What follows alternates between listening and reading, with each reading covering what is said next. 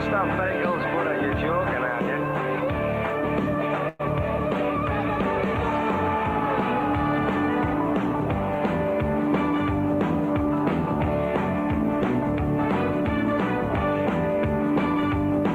Let's sing of the joy the Bora bring. Heaven knows they're in our hearts and our souls. We're caught in a world full of tears. So many bad times and fears. So while there's a chance and you're here, well, let's dance. Let's dance. Yeah. Board considers that a deduction of 3 points is right and fair. You're joking, aren't you? We're on our way to the place where legends play. There's a dream I will never let go.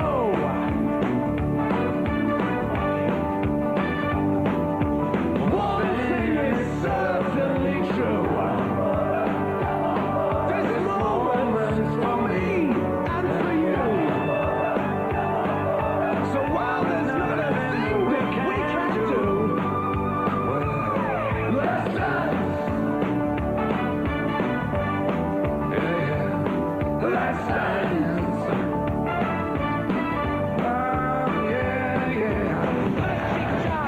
Carnival, ever sentence the samba.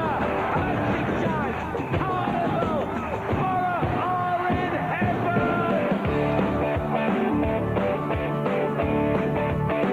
Come on, let's dance. Come on, we're all down from Middlesbrough.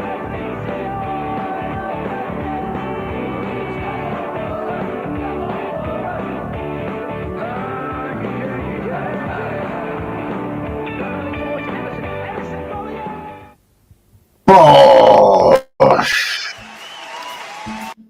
Bosh!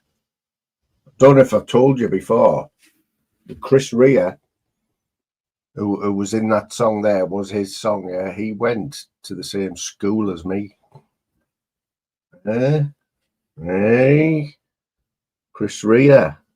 Whoa! Stainsby. Could you remember a song? Chris Rea song, Stainsby Girls. That's what it was about. And he also had, well, his mum and dad had an ice cream shop in Middlesbrough, Rea's Ices. It was right near, it was right near there's a big memorial in Middlesbrough outside Albert Park. Big war memorial, and Rea's Ices used to be there. I think it must have closed. I can remember it when I was a kid. But yeah, Chris Rea, man, up the Chris Rea. Bosh! Bosh! Randy. Good win for Leeds yesterday, like Randy. I had a little bet last night, but I stayed away from Leeds. I wasn't sure, because I just look, I've got a little, I should rephrase that. I have a system that I'm using now for my football. I'm not going to tell you it though, but reaped a few. I'm up this week anyway, put it that way. Yeah, Leeds 2-1 there.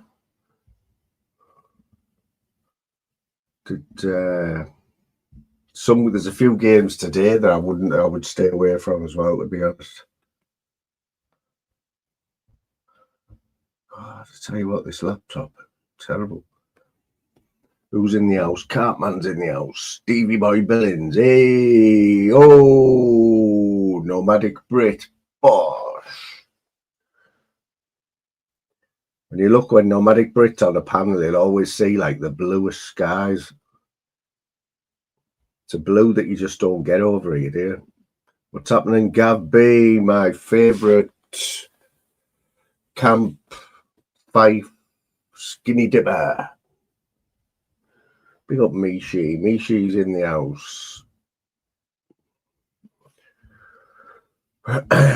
Yes, it's all about buttery. Oh, it's all about fairy fizz. Bosh. Bosh. I always have to put my camera on when Fizzy comes in. That's the only thing. I had a good sleep last night, like better sleep. Hopefully I'll be doing this a couple of times this afternoon. New butter top there. That's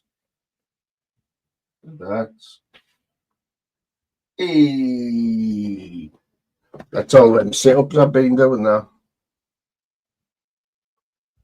Been doing some bear sit-ups, you get me? What's happening, Aldi? Bloody hell, Aldi's in.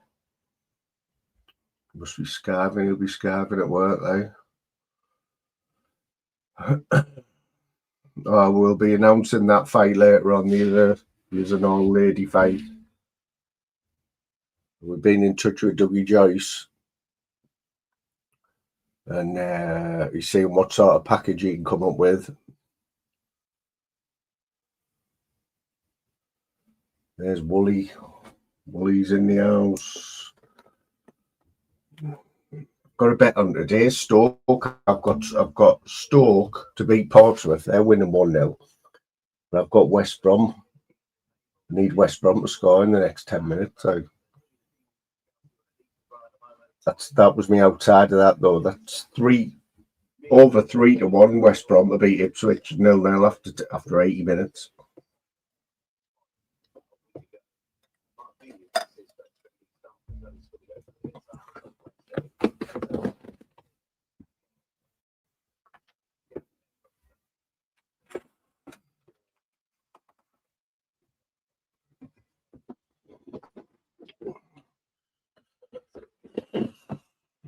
I've stopped even opening the window in the bedroom now because of that. Because that spider the other night. Whew. You got any Fleetwood fans in the house? Fleetwood turned it right round there against Accrington.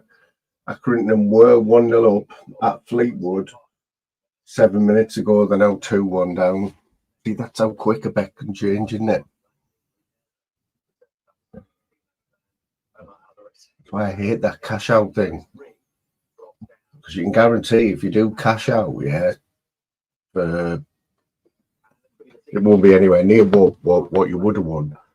Guarantee you'll cash out and the team you wanted to score will just go and score. So what happens, man? That's why you'll never see us. The skin bookie were there.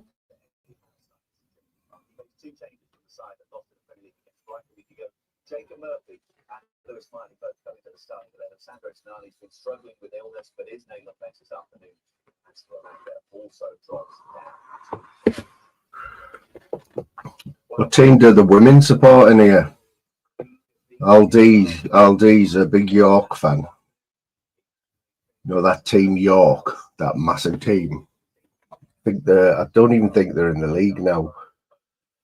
Fairy Fizz, I'm not sure who Fairy Fizz supports. I think it's a Leyton Orient or someone like that. Mishi. Who's Mishi support?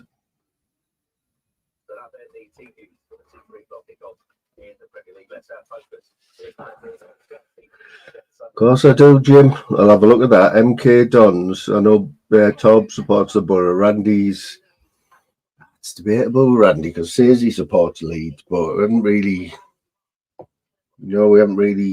We need to see some sort of proof of that. We need to see we need to see some video evidence, of like some sort of Leeds memorabilia or something like that would be good. 3 teenagers scored against Ajax in one game, which was making Stevie Billings, he supports their Shamrock Rovers. What was that double there, Jim? What was that double? MK Dons 11-8. They must both be away from home, are they? Odds like that. I mean, West Brom to beat Ipswich, right? Look at the form. Look at the form from the last 5 games, yeah. West Brom are well in with a shout. Same with Stoke. That's why I picked Stoke against Portsmouth. Honestly, just they do get the odds. They do get the odds wrong on this on the Virgin Bet, like.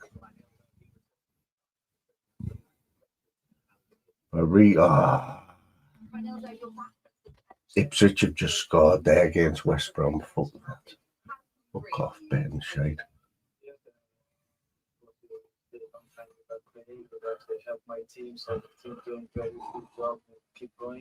Might have a little dabble on that double there, like Jim, and I can just have a reason to not like you for losers. Look like a bank robber. This is my new butter top. Look at this. Lovely, silky. Lovely. Don't know what that make is there, do you? Wouldn't have seen that back in the day, would you? But can you remember?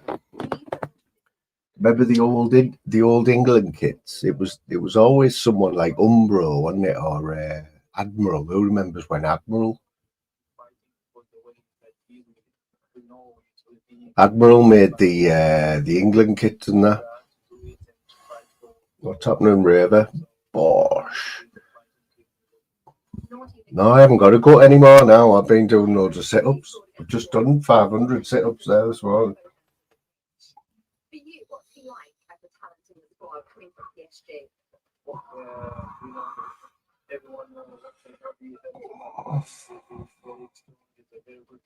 What's happening with Liverpool anyway? These Liverpool won again the other night, didn't they? They were on a bad run, weren't they?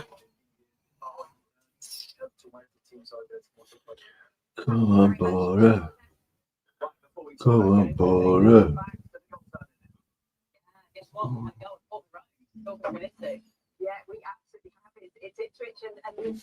It's a big goal for Ipswich. Like, I mean, every point, even at this time of the season, every point.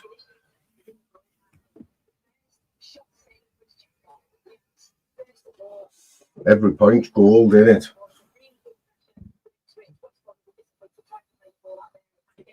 I mean, it's looking already like a couple of weeks ago, we were 6-7 points clear at the top. And now it looks like we're playing for second place already.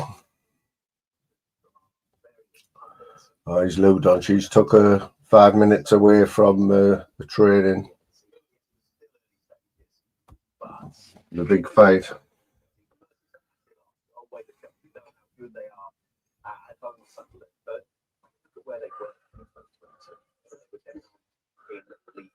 How is Richard Slippery's doing it? How is he making them so competitive in the Premier League? I think that what they perform very, very well. You've got to make it work. You've got to make it work, but you get good players, you've got a chance. You know what I mean? You might go over that players and you throw one of the hard. But you know, straight away, Xhaka, I think that's a great signing, got that experience, got a lot of young players around them. What you doing? You should be on the doobies, like. She's been on the doobies. The wake and bake. Who remembers these wake and bakes? What's he called? Uncle K. Uncle K's wake and bakes, man. Just like he'd be in his bedroom, wouldn't he, with his dressing gown on. He'd have already smoked with like half an ounce. And he'd just have all these Cali packs all over his bed.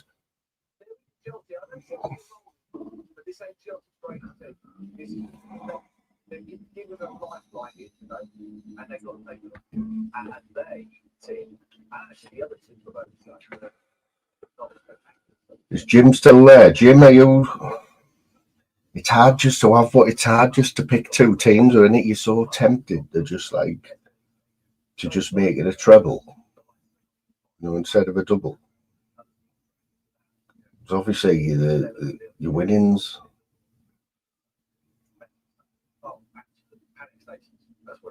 January, if you like, they're hunting around now trying to find some players. Because a lot of them never spent. Who was it? MK Dons and Colchester. It's not material, it's not working out that way. I don't think they all stay up. I think there might be a couple of them that go and possibly part of the stuff. Give the start they had, you can't see them. You really can't. I think home advantage for all these teams is really important. Leeds, if you get them on under lights, you've got a real problem. I still think they're in it. I still think they're going to not necessarily suffer the part if the other two. I mean, Leeds and Burnley will stay around the bottom of the league. But it's up to Is it Milton Keynes Dons, isn't it? Milton Keynes Dons. Yes, they can change. And West Ham, I mean, they can't get any worse than what they are at the moment. So, yeah, it'll be a massive scramble to go and get some players. And who's available? You know, going to have to play over the top. Ooh, that is a dodgy on that. But our Colchester going to win 5 games on the trot, mate. That's the thing. We'll have a look at that, though. It's only... Oof. Oh, here we go. We've got an exclusive. This is an exclusive. We'll hear how the training's going and everything. Right, who wants it? Bosh! You have to have a Bosch. Bosh! Oh man, how weird. Getting a bit cheesy now, that in it. Do you think? I think it's still got legs, mate. Was Chelsea playing today or last night? Oh, Chelsea are playing this afternoon. Leeds won last night. Yeah. So that Oh, your sound went off there. can you hear us now? Yeah, can hear you now, yeah. Yeah, Why is Chelsea that- playing 3 o'clock. Oh, there. Oh, right. Sorry. And I was going to say, Leeds won last night, but it was one of them. I didn't even have a bet on that game. Too dodgy, but Leeds won. Yeah. Right, I'll be listening in. I'm just pottering about, yeah? Yep. Right. Well, I'll come back on later. yeah, Fizzy said she might jump on there. I'll smoke all my weed and drink all my vodka, you know what I mean? Apparently. Yeah, Fizzy said she's going to jump on later if Borough win. Oh, Borough did win. she? Right. I'll charge my phone up for that one then. Yeah, I would. Right. See ya. Right, see ya. Right. Chelsea is shite just like Borough, did he say there? Ready?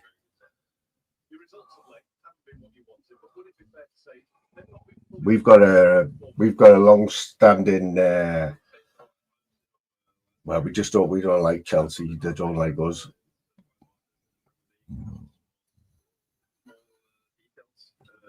I thought we were going to get a thingy there. I thought we were going to get our training's going in that.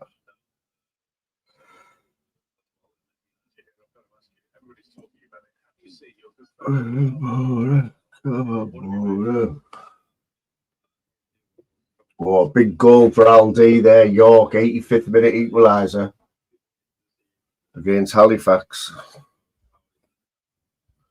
So look at this Benasip.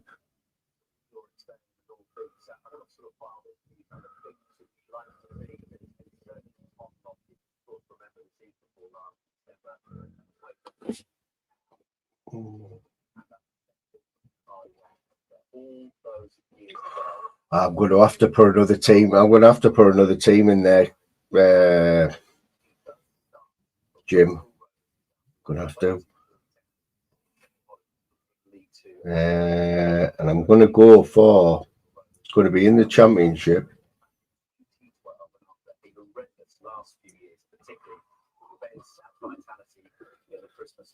And it's all about.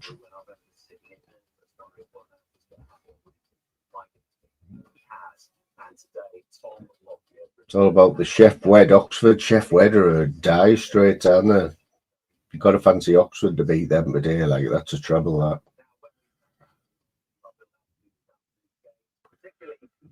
championship at the moment in the goal zone with league leaders Coventry City absolutely flying. So it's over to Middlesbrough from free goal. All right.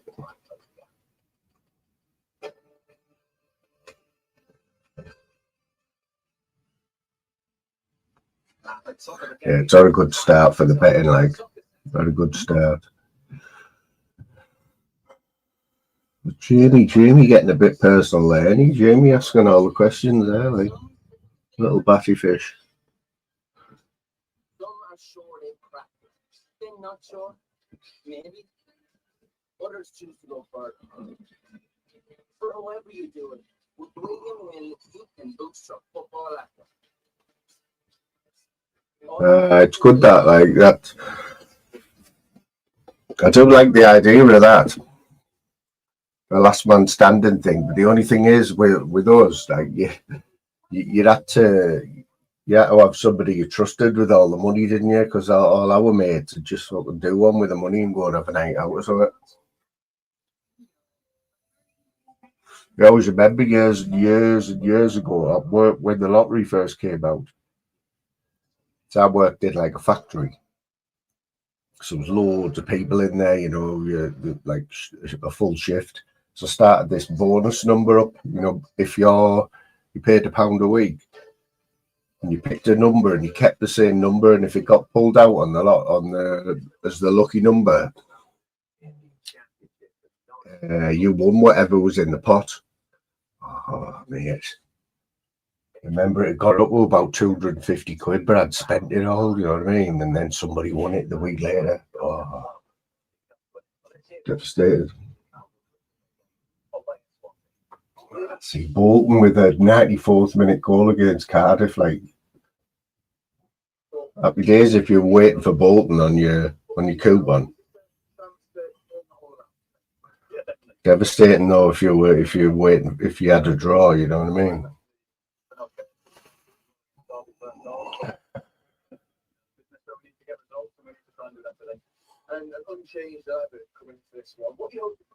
What's happening, DC? Bosh. Bring up the DC. The responsibility we took the other night, and then Kel Fuller went up to convert some good chances in the goal.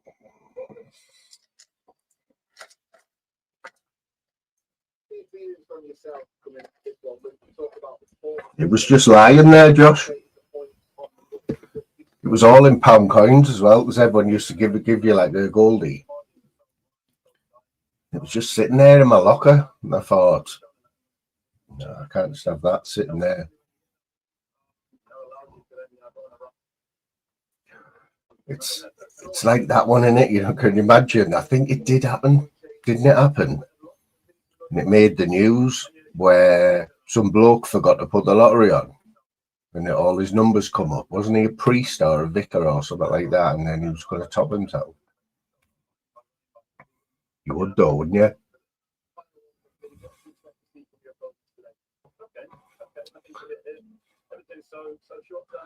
Oh, is that me treble? Is that me treble? So look at this. They're at the goal zone, and Bolton might have just found a winner against the League One leaders, Cardiff. A fantastic goal. It's come from one of their standout players this season in Mario Koke. Absolutely brilliant. And it's that this game was going to be close. What the finish this is, it just takes a touch out of its feet onto that left foot. It just looks up, sees exactly where the goalkeeper is. It just curls it into that corner. It's a brilliant finish. That's a big boxing on tonight in the Josh. Who's going to win the boxing anyway tonight? Just to say as well, if you missed it, Mario Koke actually got the winner in the 95th minute last time out against Huddersfield. So what a finish that game, and that one. Falkirk to beat Dundee, was that, yeah? That's what he said, didn't he?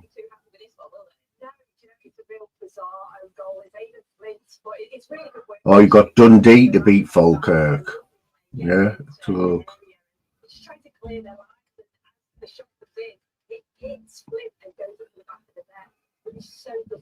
Yeah, 13-5. We'll have a bit of that.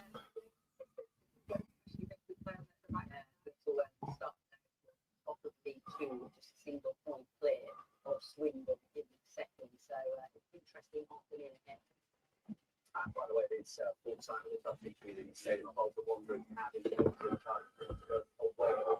Cheltenham at it as well. Cheltenham, 92nd minute goal.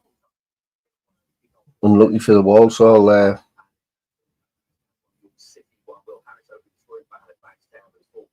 Oh, there's a UFC over here, is it? I'll be honest, I don't. I watch it if. Is Paddy Pimblett not fighting? Paddy the Baddie not fighting?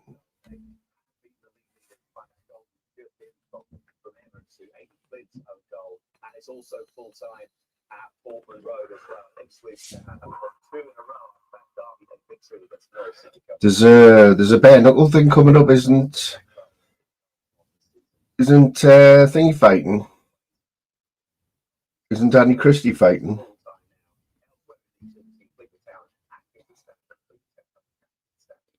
Sure he is. In a couple of weeks, or he's fighting that Luke, isn't he?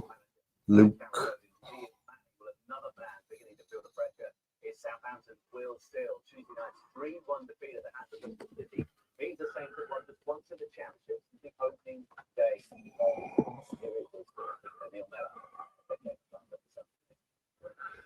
And he's there's no on him either, is there? There's absolutely no on him. Will, thanks very much for joining us ahead of the game today. He was defeated on Tuesday night away at Bristol City. I bet he was a proper scrapper at school as well, like.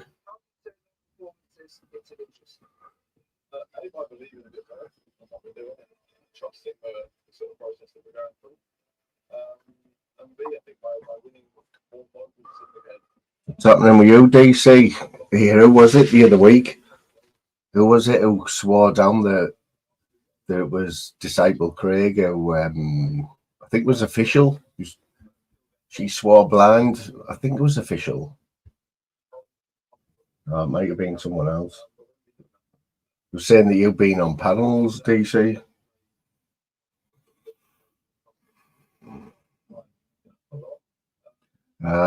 Full on filter, like. It's the full on filter today, like I've gone right out for it. It was Nathan, yeah. Don't mention his name in here. Who seen the other night when Nathan come on and said that he was going to strike us just for letting Northern King use his avatar. That's the first time anyone's ever said that, like. Terrible behaviour. Like I said, I feel sorry for Mermaid having to stick up for him all the time. It's like me with Randy, you know what I mean? It's like I have to stick up for him all the time when he's getting slagged off.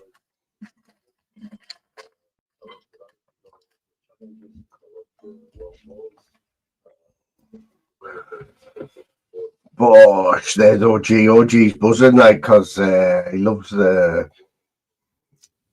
the Baz and Masters duo, like, you know, when Baz and Masters get together, like, they have they're a team again, aren't they?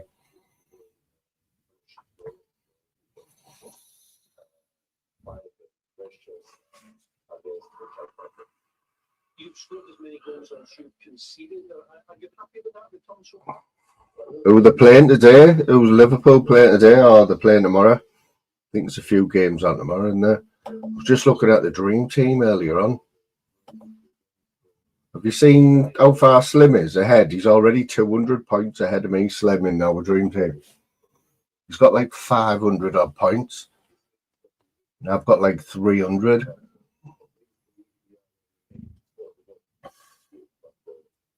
Swear down.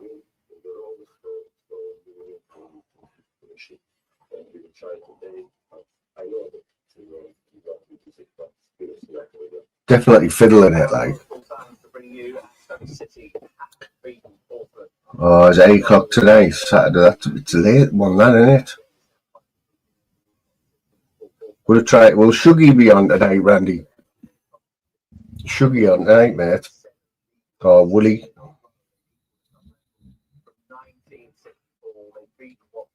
If Shuggy's on tonight. Definitely got to jump on. I think Randy said he was going to jump on as well. We'll continue to build up to Chelsea against Sunderland. It's our big match build up this afternoon. What's happening, Russ?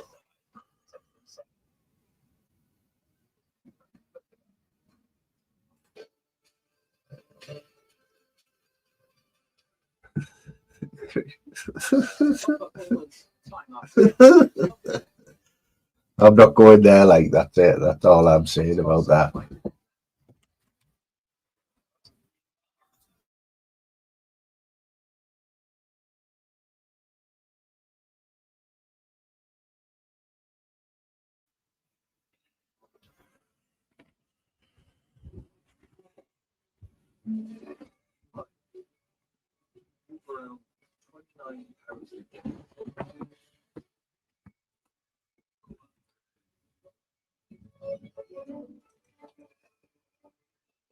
Blue and green should never be seen in it. Is that what they say?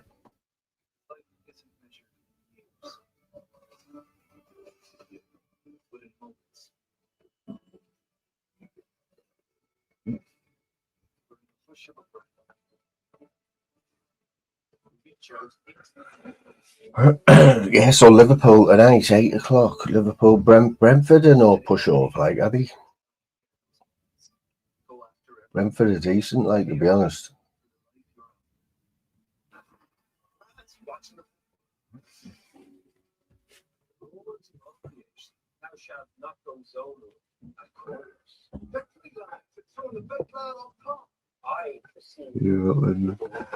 Like Benny and Butlands, because I've got that.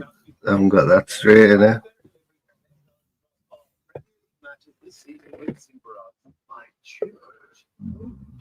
What the hell's that? What's that? See that? Looks like somebody's put a pan of boiling water on my forehead there. Yeah. What's all that about? Must be the inside of that hat. Not wearing that hat again, like.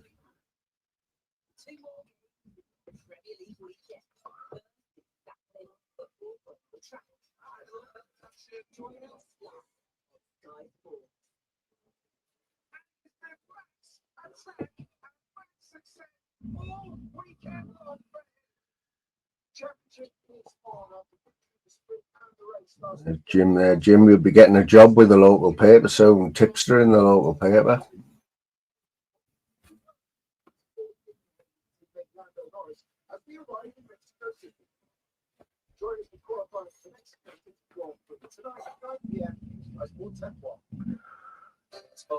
Mexico City Grand Prix. Does anyone watch the Grand Prix? Does anyone watch the Grand Prix though? It's not like it was years ago, is it? You know.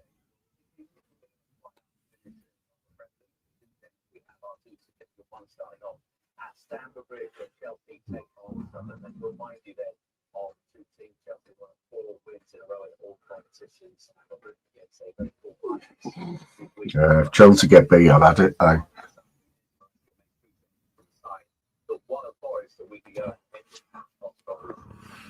The thing is, though, Jim, don't you find, right? If you had, say, you had like $5,000 to play with, and you see like Rangers 4-1 on beat bloody whoever, right? It's 400. You've got to put 400 quid on, or even put $4,000 on. It's still a dodgy one for the bookies, isn't it? It's still like some of the games, obviously, at 4-1 on, it's to be that price. You're fully expected, and you should win, shouldn't you? To put $4,000 on, still $1,000 back, isn't it?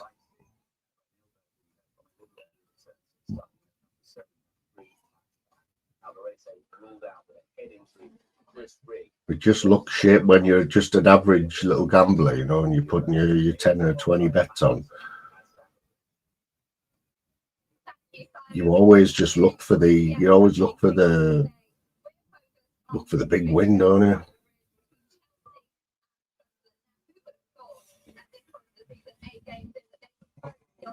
It's like Sunderland, mate. I can guarantee you Sunderland will go on a bad run soon where they won't win a game. They won't win in like 10 games. It always happens. Might even start today, hopefully, at Chelsea. Give them a good tonking. I don't know what's happened to Sheffield Wednesday as well. Sheffield Wednesday got into administration. Like, how can you let a big club like that go under?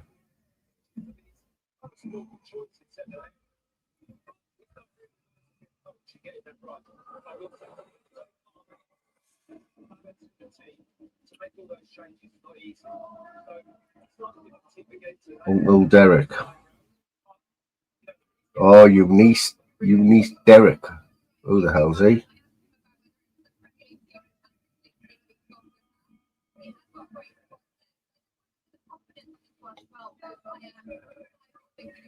That Europa League. Is that the Europa? Do they call it the Europa Conference League or something? Because I looked at some of the fixtures the other night on the Thursday. Yeah, right at the bottom, it was like teams like what's it? Shamrock Rovers, like from the Irish leagues and the Welsh leagues.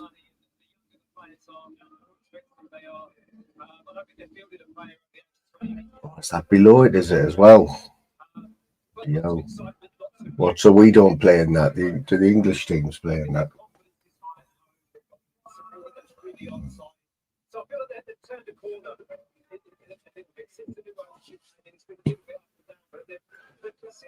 Liverpool lost the last 3 league games, the worst run in 11 years. So if they lose today, you stick another 10 year on that, won't it?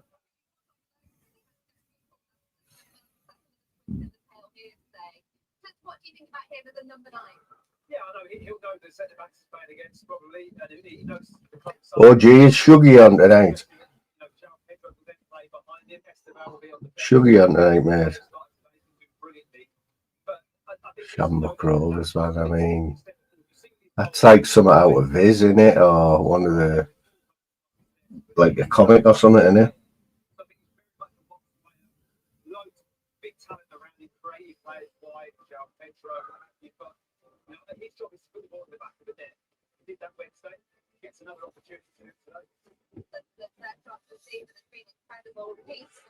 Has anyone else noticed as well that there was a little phase years ago when the Premiership, they had like in the starting team or bringing them off the bench, but like a 16-year-old, you know, or like a young kid, 16, like from the academy or something, they started playing him in the Premiership, didn't they? Like Wayne Rooney and that, and then it stopped for years, and we never had a wonder kid, you know, for the Premiership. This season, there's a few in there. I've noticed someone else brought a 16-year-old on the other night. One of the big teams. Is it that Ekitike? He's the young kid at Liverpool, and he's scoring as well. Ekitike.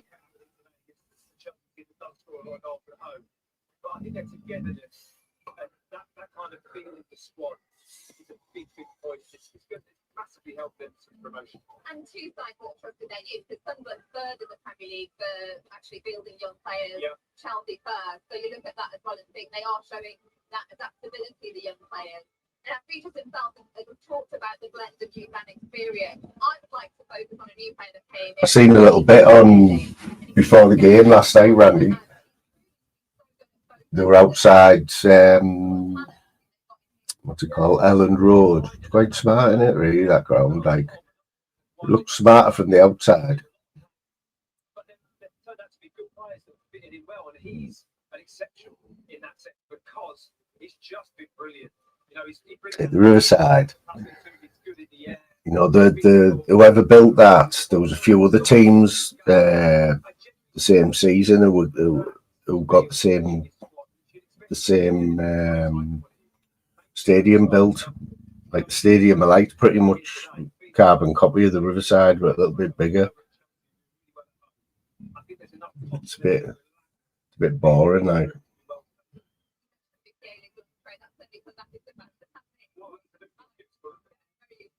Matt, thank you very much for your thoughts. We have heard there from Matthew Upso going into this game and what he thinks. We'll hear from Regis LeBrief in just a moment, but first, let's hear from Enzo.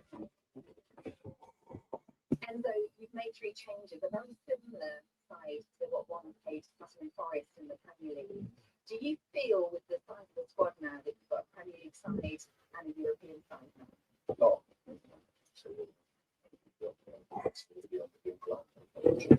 I didn't even know he was the Chelsea head coach, Enzo Maresca.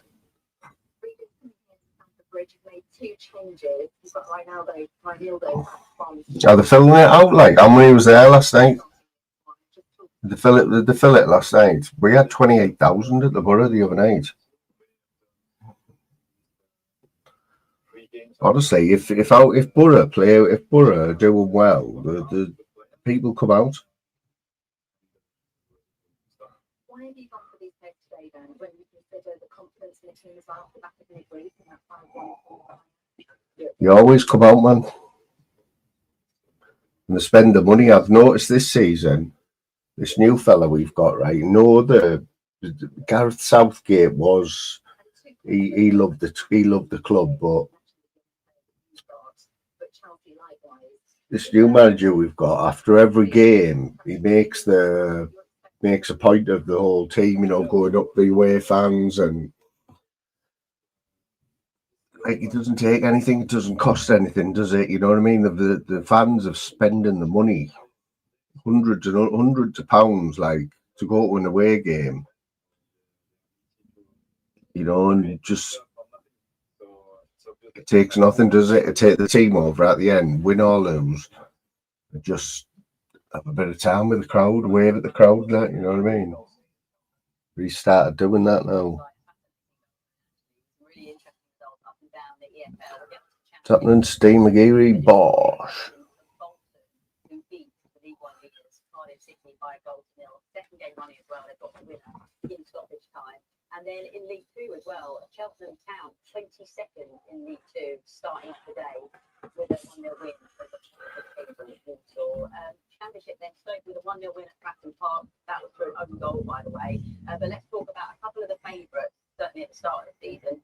Ipswich, first of all, with a 1-0 win over West Brom, and really needed a response, didn't they, after a couple of defeats that have seen them down the championship table, especially that really disappointing 3-0 defeat at home to Charlton last time out. It was Jack Clark's goal on the 83rd minute that was the difference. So Kieran McKenna's side up the table. Is Jim still there? I don't know what site you're using, Jim, for your betting, but I think it's the same on a lot of sites now, where they go 2-0 up. If they go 2-0 up, you get the win, even if you get beat 3-2. You got to have that as that's a Brucey bonus, that one, like. At least, like, if you've got it in a bet, it's like it's one less to worry about, it.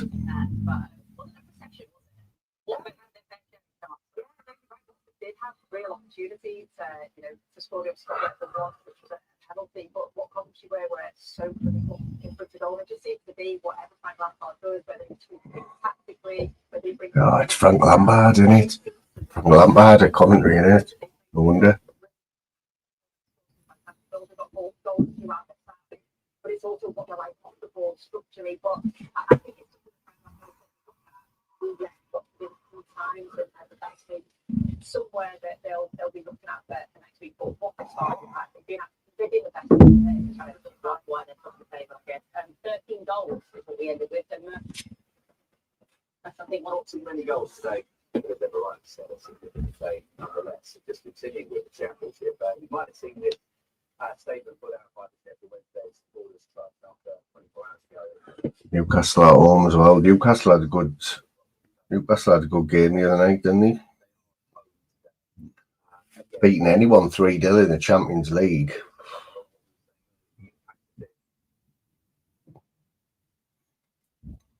I still think that Eddie Howe's job, you might think Eddie Howe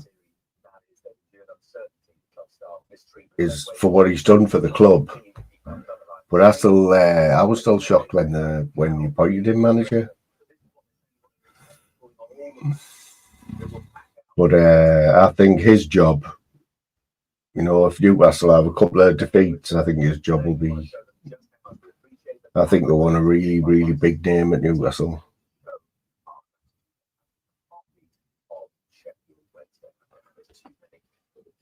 But you can't lose. You can't lose as a manager, can you? It's better than football. It's better than being a footballer, man. Because obviously, if you sign like there's been a couple of 5-year contracts. How can you give a manager a 5-year contract these days? Because if they do shit and they get sacked, they have to pay them all the contract.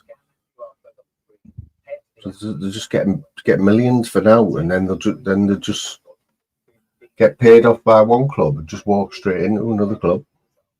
It's massive.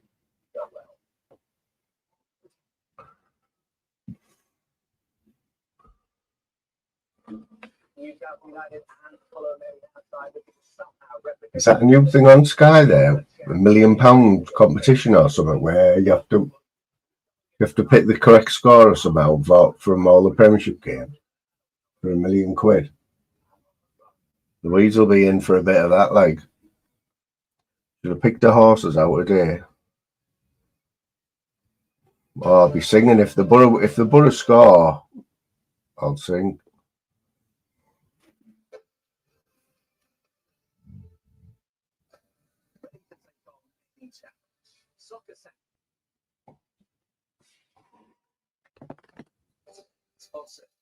Homeford has changed under new management. It's now become Donnell. Don't miss the offers, including 20% off native blinds, 30% off selected clothes, 20% off selected towels, bedding and bedding accessories, plus lots of limited time deals too. Refresh your space for less. Now Donnell, a home of homes. Might have a quiz about managers. I was thinking I'll have to do another quiz, I think. No quizzes about, is he?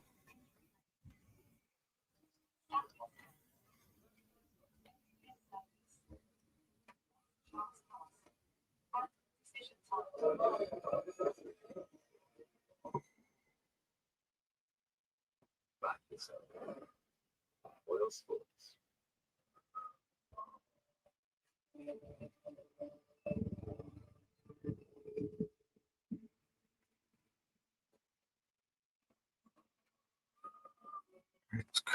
Oh,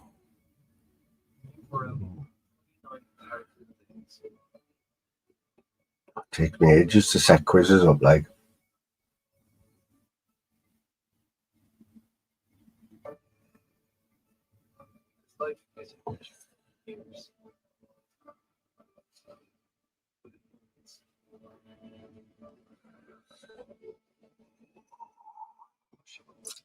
Let me have a look. Let me see what I can do.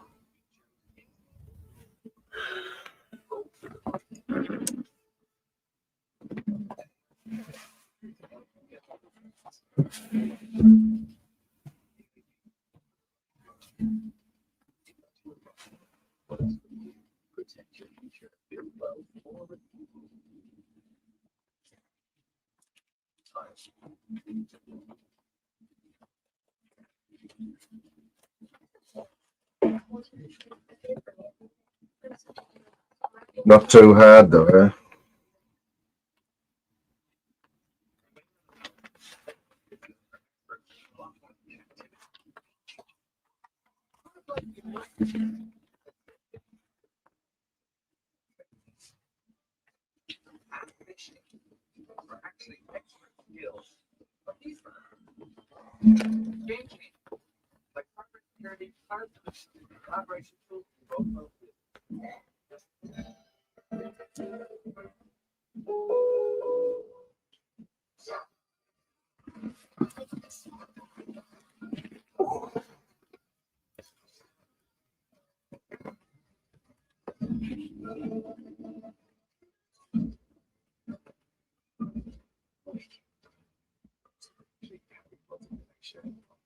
Should really be a sports quiz though, shouldn't it? You know what I mean? That'd be no good for the women. It is a sports. We did for a statement last night for the Bats return to Hillsborough after club was placed into administration. Reads the signs that series of Tell you what we'll do, right? Because we've got Halloween coming up, we'll have a quick. We'll see how it goes. We'll have a quick 10 spooky questions, yeah, spooky questions to get you into the Halloween mode. Same rules as before. First three correct answers. Can't even hardly write anyone's name down either. First three correct answers will get a point, right?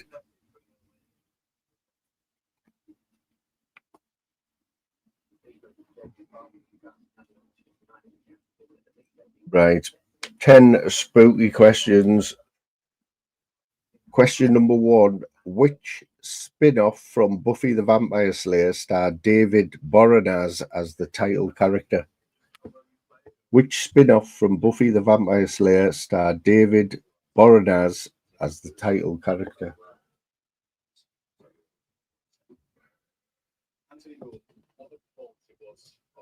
Bosh.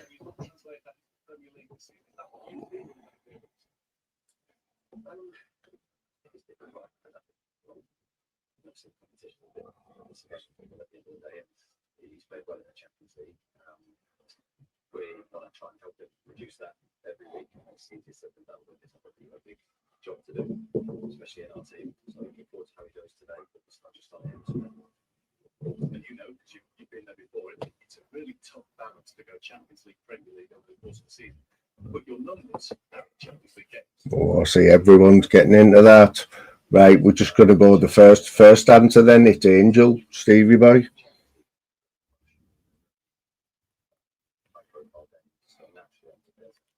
My worst programs anyway. I thought Louise might have got that one because she likes them vampire ones. Question number 2. What horror anthology, which initially ran from 1959 to 1964, was created by Rod Serling? What horror anthology, which initially ran from 1959 to 64, was created by Rod Serling? That's a nice easy one for you there. Whoever. With the players, and we know that the connections, great connections for them playing together, and know that so far. No, none of them. It would be easy for us, and first 2 months of the season, let's hope in the future can be more easy for us, and the way you can create connections. Come on, you must know Big Rod. Rod the God. Rod Serling. And the best time that expect for us, but okay, the number of objectives, some they are going to be the injured, they say, from us. We'll have to give you the clue, Anna. I'll give you the clue.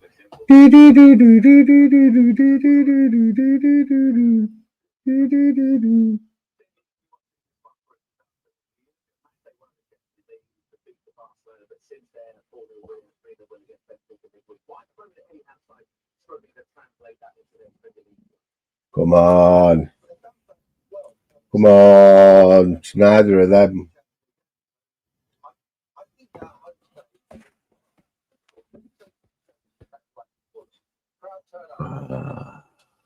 Thank you, fact. Twilight Zone.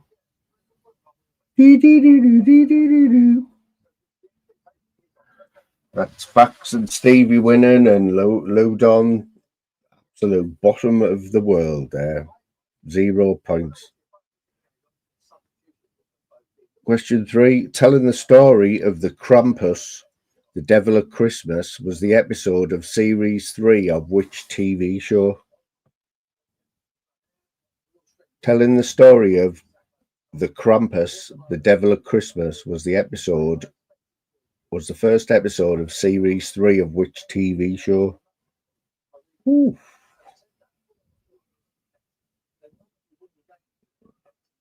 Some toughies there, like. Tottenham and Scottish is proud boss. Can you be Scottish and proud? Like, is that a thing?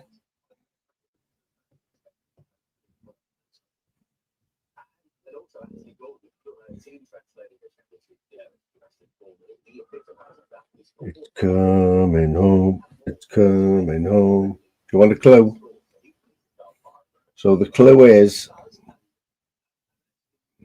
it's called Inside Number what? The show is called Inside Number.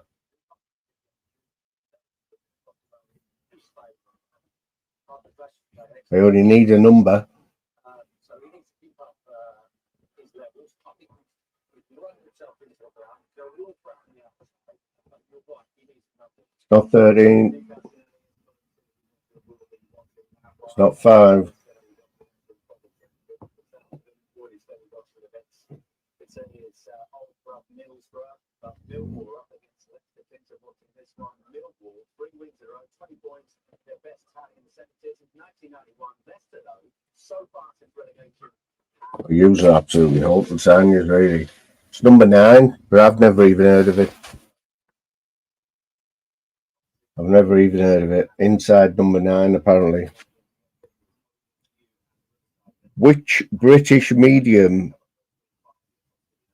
known for Most Haunted died in January 2020?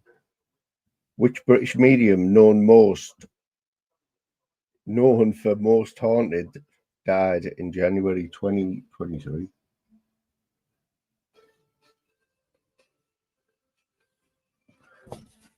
Oh, look at that Quaver, nearly had one there. Derek Akaram. It was Derek Akara. You were close though, Quaver, with Derek Akaram. Was he the thingy one? Was he the Muslim one?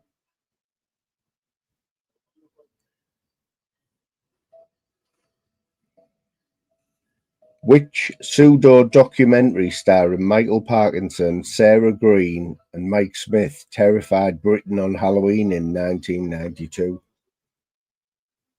Which pseudo-documentary starring Michael Parkinson, Sarah Green and Mike Smith terrified Britain on Halloween 1992? Ooh.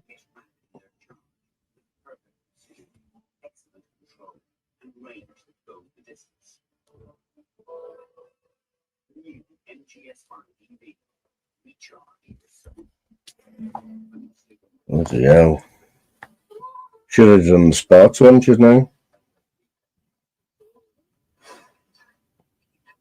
Should have done the sports one, like. It was called Ghost Watch, apparently. Like a spring watch, but it was about ghosts.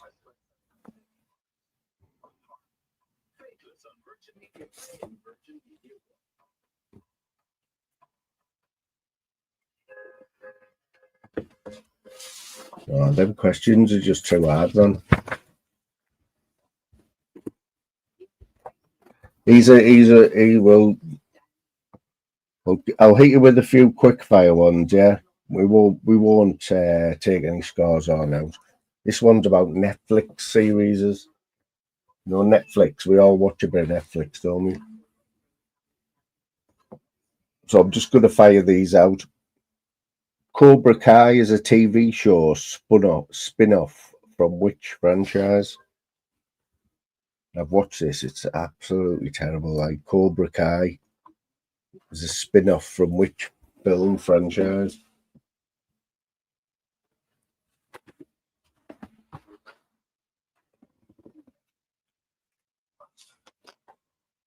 It is Karate Kid, you're right.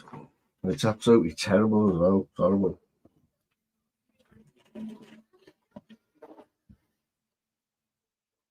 I remember I caught my son watching it once. Like, I say caught him watching it. He had it on, you know what I mean? We had it on the background. I was like, I watched it for like 5 minutes. I was like, this can't be real, this show. Like, Yes, Zeus, what's happening? Have you finished your live? Zeus? I was watching it early on, mate. I watched that one last night as well, man. Anyone who isn't subbed to Jim yet, get on him, man. Jim's doing some mad stuff now with going to the protests and that. I think it was last night, wasn't it? And it was I think it was in Southampton last night. But Jim was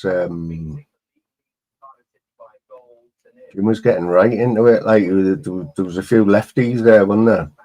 They were a bit strange, like.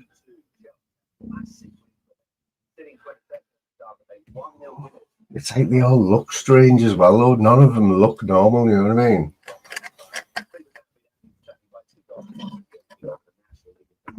I noticed that, Jim. I did notice that, mate. That's a bummer, that, isn't it? Because it doesn't matter how good you are, right? If you've got a bad signal and that, people just turn off. Because all you're looking at is this. You're just focusing on the signal, and you're not listening to what anyone's saying. A very good chance, really good free kick, and a free kick on the right. We think they're all just going to whip it in. All of a sudden, they play a short one. Levine plays a short one to Traore. Traore plays it to Xhaka. You think Xhaka's going to put it in? He passed it back outside to Traore. The football's off now. Even though my fight stick will probably be about 5 minutes behind as usual, like. We'll try and get got the Sky Sports on. Oh, does anyone? Yeah, man, the link. I'll put the link out, brother.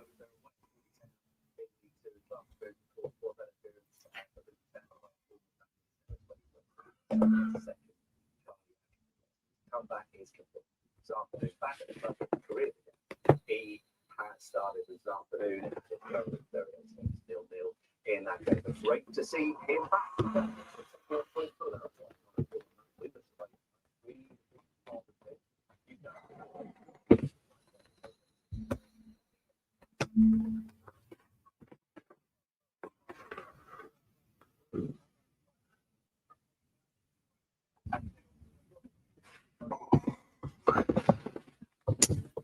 Yeah, I was watching one this morning. Another one there, that Laudit, I think he's called. Jim shared his channel a few times, but once you put,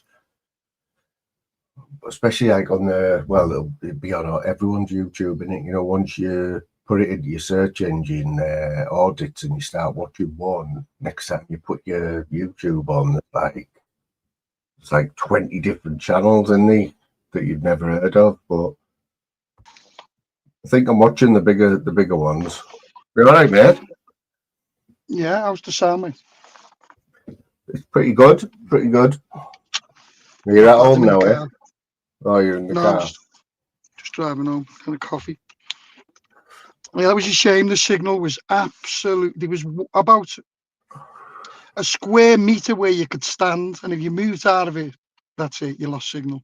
Was it the same for everyone, like, or was it just your network? No, the lads were telling me that's why you don't see many lives from there, because no one can fucking do a live. It's just Where impossible. was it, Jim? Where was it? Basingstoke. So whereabouts is that in the country? Is it closer to London than you? It's about 15 miles from Southampton. Right. Have you been there before? Was that the first time? I haven't heard you mention that one before. No, it's the first time I've been to that one. I met them at a few of the lads at Aldershot a couple of weeks ago, and they said, "Look, can you come down to ours and just give us support and that, because they don't get many there." But it started to grow. I mean, there was about 30 people there at the most, but he said a few weeks ago they had 6. You know what I mean? So it's growing. Are they outside a hotel, are they?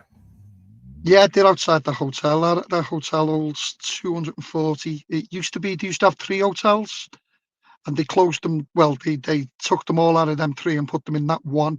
But they're all men again. You know what I mean?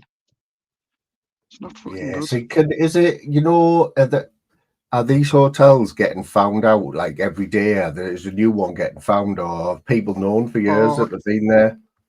no, well, some of them have been there for years, but people didn't understand. They were told like they're full of Ukrainian families and stuff like that. Oh, so they were And lied to. they were lied to the communities, and in a, but it's worse than that because they're not just putting them in hotels now; they're putting them in private accommodation. Yeah. Is it so? Or This is all it's facts, is it? interesting. Yeah. Yeah, it's all people have gone. See, that's the beauty of the social media journalists, as they're called, is they're showing it because you can't argue with the camera what they're showing you. They're not making it up. They're going, they're filming, they're asking the people there, and they're finding all these new locations, and people are not being told about what's happening. I mean, that one the other week over in outside Kensington in London. It's a whole apartment block right next door to it. Nobody knew about it.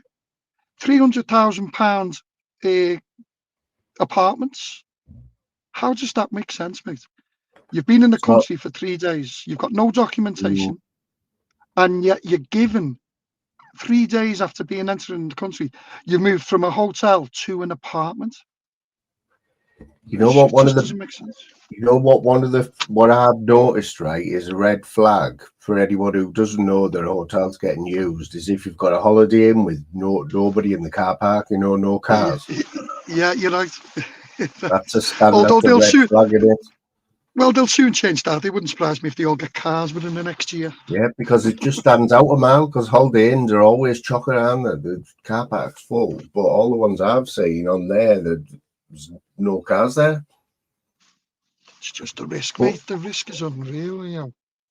People don't. I don't think people have really understood at this moment in time. Southern Ireland is a prime example, isn't it? When you work it out, Have we managed to, or do we know who's working in these hotels then? Like who they've got for the staff? Where do they get the staff from? Well, all we know is that the original staff that were part. So, say if you work for the Holiday Inn on a Holiday Inn contract, your contract was finished immediately, terminated. Your employment was terminated. And don't forget, these people wouldn't be entitled to redundancy payments or nothing. They're just finished. Isn't that against the law though? Wouldn't somebody take someone to court over that? I'm in that situation now. I've been on the system. The laws with the government, with the employer.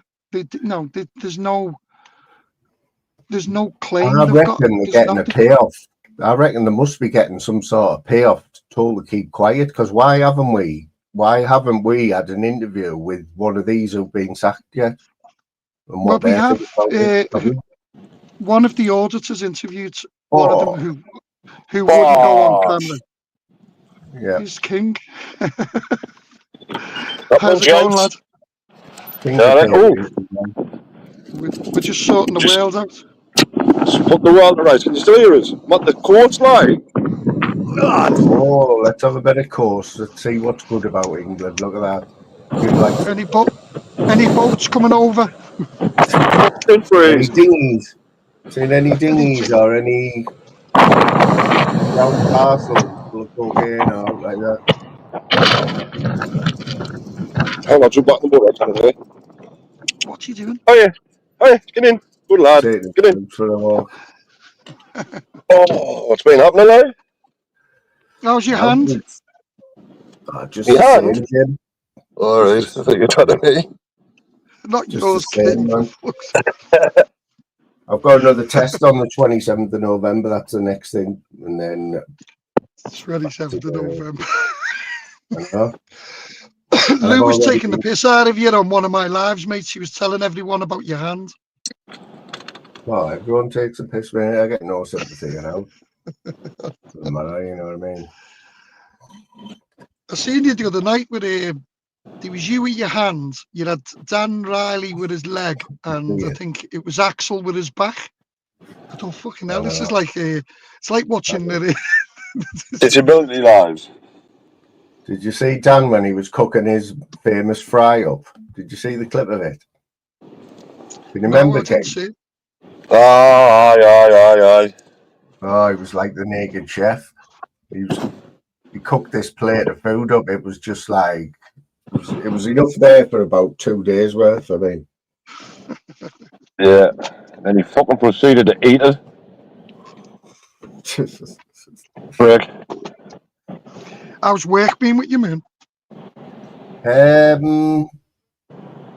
Well, they've been all right because I did this 2 years ago. I had 6 months off as well, and they were all right with me. I'm on statutory sick pay now, where I've been for a few weeks. You know, like just whatever the government pay you or whatever, which isn't much, right? But we've just went into you might be able to tell us about this, Jim. So 2 weeks ago, the went into administration, right? But the same day, they got bought out by another company. And they just over everything, nothing that we don't get affected. Our time served isn't affected. But it's some sort of scam tax fiddle, isn't it, or something? I'd imagine so. If they bought out immediately. I don't even know what administration means. Like, I know it's not good. It means you lose 12 points, doesn't it? Didn't Sheffield Wednesday just go into administration? Oh, they're in the shit now. Who's your boy playing the DLA? Playing Wrexham, but Sunderland are getting beat already. So Chelsea are winning 1-0. Oh, yeah, no, scored in the 4th minute, didn't they? Yeah. Yeah. Is the UFC on in England tonight or in Europe? Yeah, I think he was fighting in Tom Aspinall. Yeah. Oh, yeah. Is he still a champ? Is he still like a bit? Is he? He's English, isn't he? Yep. Whereabouts he from? I think he's from Liverpool. I don't know, to be honest. I don't think he's Scouse, is he? Aspinall? I don't think he's Scouse. He's not Scouse. We'll claim him now if no one wants him. What's happening with Paddy? Like, what's happening with Paddy? Is he injured still, or is he not fighting? I think probably on a diet. He hasn't had a fight for ages, Paddy, man. And did you know fatty he gets in between fights? I've seen him eating, like, yeah. How the fuck does he lose that weight? It's unbelievable, isn't it? Yeah, well, look at Tyson What's Fury. drain on his body, gaining and losing. You know, anyone that's why he who only has a few fights. Anyone who doesn't believe in mental health just needs to look at like Ricky Hatton, don't they? Like, yeah. I only watched a documentary about him a couple of weeks before he died, and like it was showing you around his gaff and that, and how much he was worth. Worth about 30 million, you know. Sad, isn't it? Well, yeah, it just shows you that mental health's there, isn't it? You can have everything. And it doesn't mean you know what's going on in someone's head, man, especially men, because we're conditioned to keep it in, you know. We're conditioned not to see anything, just to suffer. I know. Well, some men are. Aye, someone with like fucked on the move. You come on YouTube.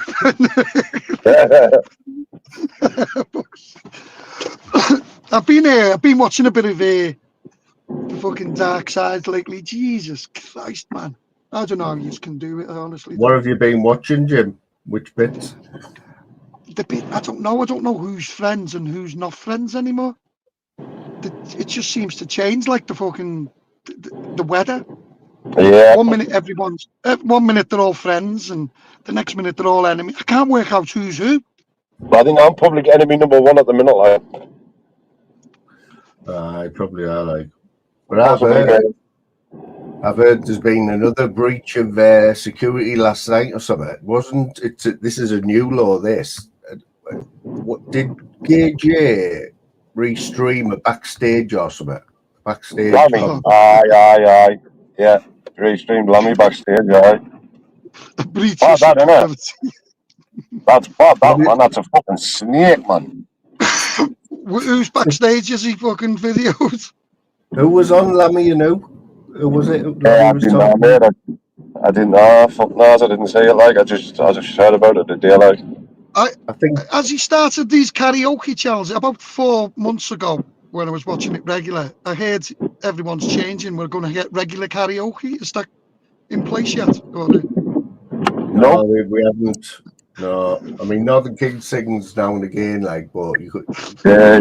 Every now and then I belt one out. Like, Fucking hell, man. Aye. Did you see last night, man, where it was stuck with all the lefties? Fucking I hell, was man. watching it. I was watching that. That was mad, Dad. Because you're out. I mean, they were weird, like Jim. You wouldn't have seen the comments, mate, but they were strange, weren't they? They were your stereotypical lefties. I'll tell you what happened, mate. I finished work and I come off and I'm driving down that road and I passed the church and I seen about 50 of the lefties with the police. And then when I passed the hotel, there was only one fucking English guy, one patriot.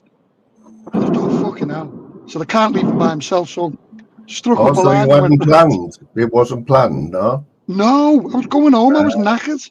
Right. I didn't know. And ended up for 1 hour and 50 minutes in the middle of them all. Fucking Oh, yeah. Oh, you should have seen it, King. I think it's still up anyway, but he was proper. You were right in face to face, wasn't it?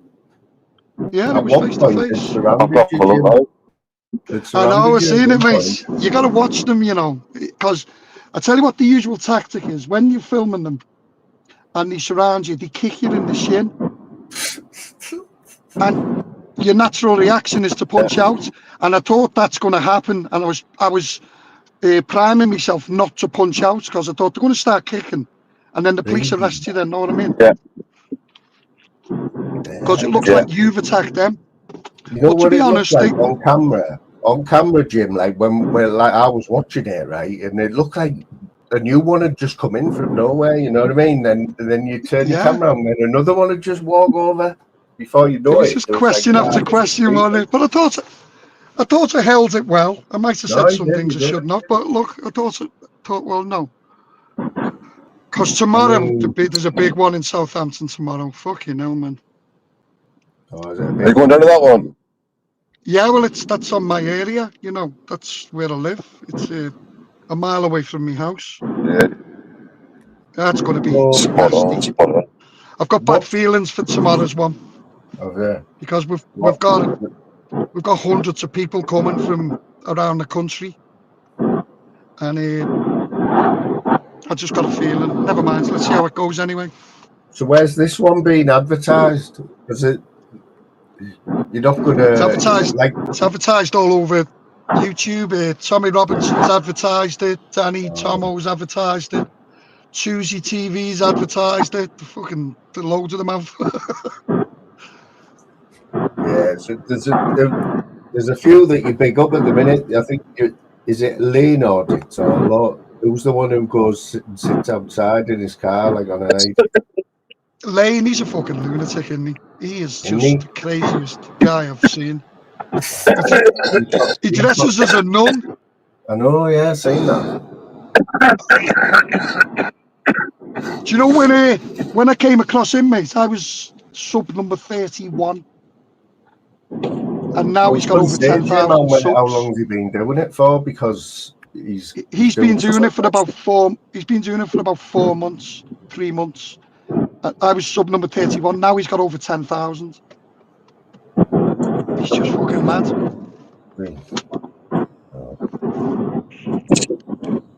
Yeah, every thumbnail that he does, he had a wig on last night. I think I seen this big brown fucking hairy wig.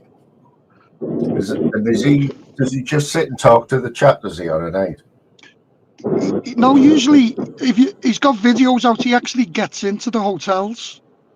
He's been around the hotels. He's actually had access, gone in.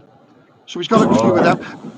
But he just needs to be careful around that West Drayton area because you know what the police are like. They'll fucking do him for something, even just loitering or something, you know.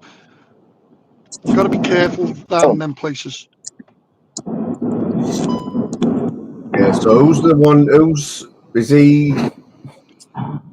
who gets in the faces and that, like Jim? Is there any of them like that, you know, who try and wind them up? I wouldn't say they try to wind them up. There's some who will get right up to them, 2 up to the hammers. I'm not. Two up to them. Yeah, man. And then you got AY Audits, BB. They're fucking, you know, they get really good footage. Yeah.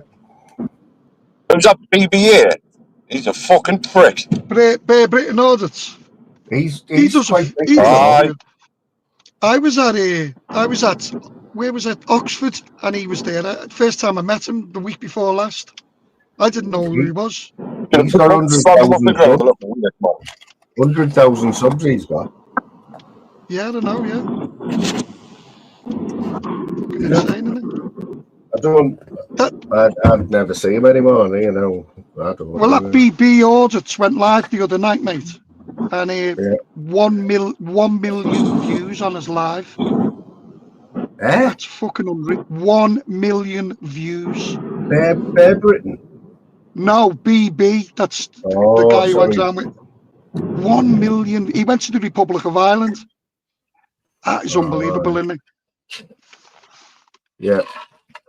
Well, I seen the last, because he doesn't do many out. You know, Wesley Winter. Yeah, he You does. know it. He He does was in Sundays, doesn't he? Amsterdam. He was in Amsterdam. Is he in Amsterdam? Oh, his yeah, last- he is. Yeah, I've seen him. Yeah. Yeah, he's good, but he doesn't. He spends a lot of time editing. He doesn't get his videos out for ages. I know. He showed the one where the police look like fucking yobs. Did you see them in Amsterdam? Yeah, that's what I mean. We think we're bad over here. Fuck, yeah. Fucking hell. They don't They mess jumped about, out with mate. fucking plain clothes and you wouldn't know they were police, would you? Mate, have you seen what's happening in America as well? There's a bloke called Cash, somebody Cash or something. He was like American. He does like, he looks at all the stuff that's going on in the world. But I think it's in,